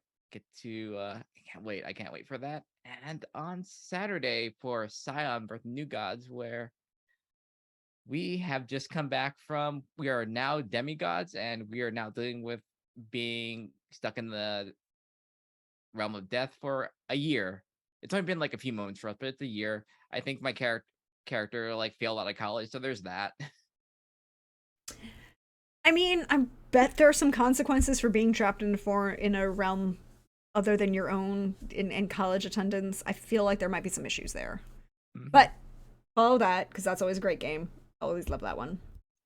And then last but certainly never least in our hearts, Chris. How you doing tonight, Chris? What'd you enjoy? What good things happening for you? Things are good. I didn't have to cast Revivify again, which is always a good sign. Yes. I got to cast Fist a bunch of times and show off another aspect of Javi, which was nice.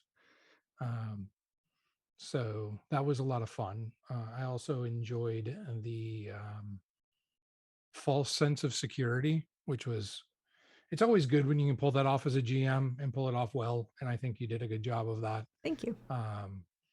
So that was a good call for this sort of campaign that we're doing. So I really enjoyed that.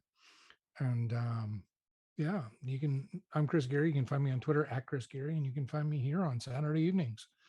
And that's about all I got right now.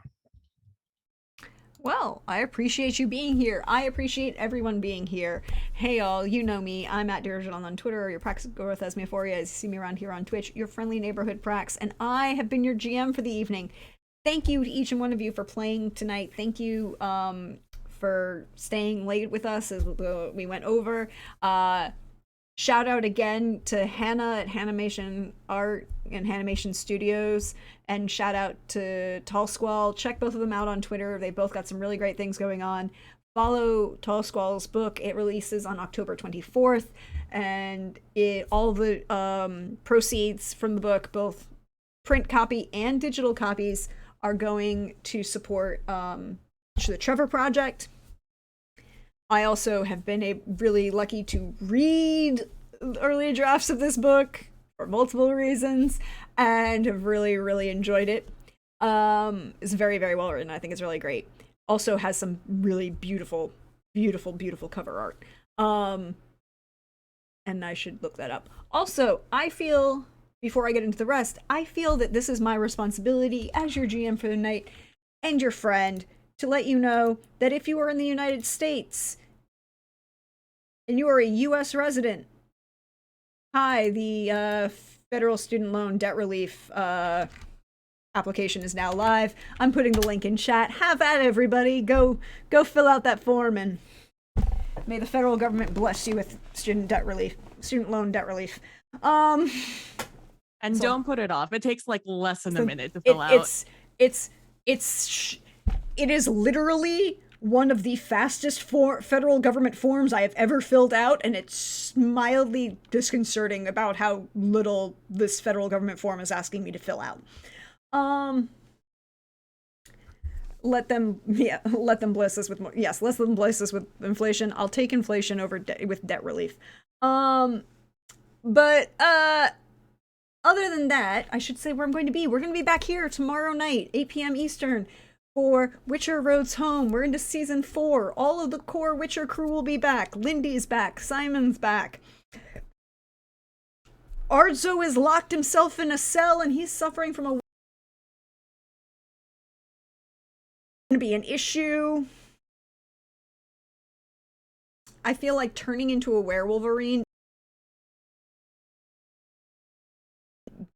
is the only good thing is that he could get inside the prison cell, and you know that would be a thing. Night. And Monday night over on Wandering DM is I get to play Ravnos, hashtag not the Ravnos' fault. And while I am there to do a murder, I have not yet done a murder, and I feel like I'm falling down on my job that I've been in this city for 48 hours and I haven't killed anyone. I mean, I'm getting paid for it, so I feel like it's a thing. So we'll see what happens there. And then also check my Twitter because I post lots of stuff. If you want to help support the channel and help me get some wonderful art for these fine folks who are fabulous and do wonderful things to help me and willing to play in my games, I have a Ko-Fi. I'm trying to raise money for that. There's that. If you want to just help me support me in things, well, I also have games that I write, and I have an itch page. If you like narrative games with a historical bent and examining historical stories, I write a lot of Descended from a Queen games based on historical things. I've also started releasing my games. When you buy them on itch, you get the physical game, but you also get the story synth setup. I'm going to do the rest of them this week, so that you can play that narrative Descended from the Queen game with your friends over the internet. It's a really great platform, hashtag not sponsored in any way, except for when I actually wrote the game, but that's a separate issue. This isn't me being sponsored by them now. And so check it out, see what you like, see if you get that. Also, if you missed out on anything and you want to check out any of the VODs, you want to check out any of the stories, there's the YouTube. You can join us over there. It's really great. And again, thank you everyone for being here. Thank you for hanging out with us tonight. It's been a great night, and I appreciate each and every one of you. We should send some love out into the universe. We can. Yes, Cybernation Uncensored's up. We should send some love that way. We're gonna go raid them. Yeah, it's they're playing Cyberpunk Red, I believe. So we're gonna go give them some love. Have yourself a good night, everybody. Bye.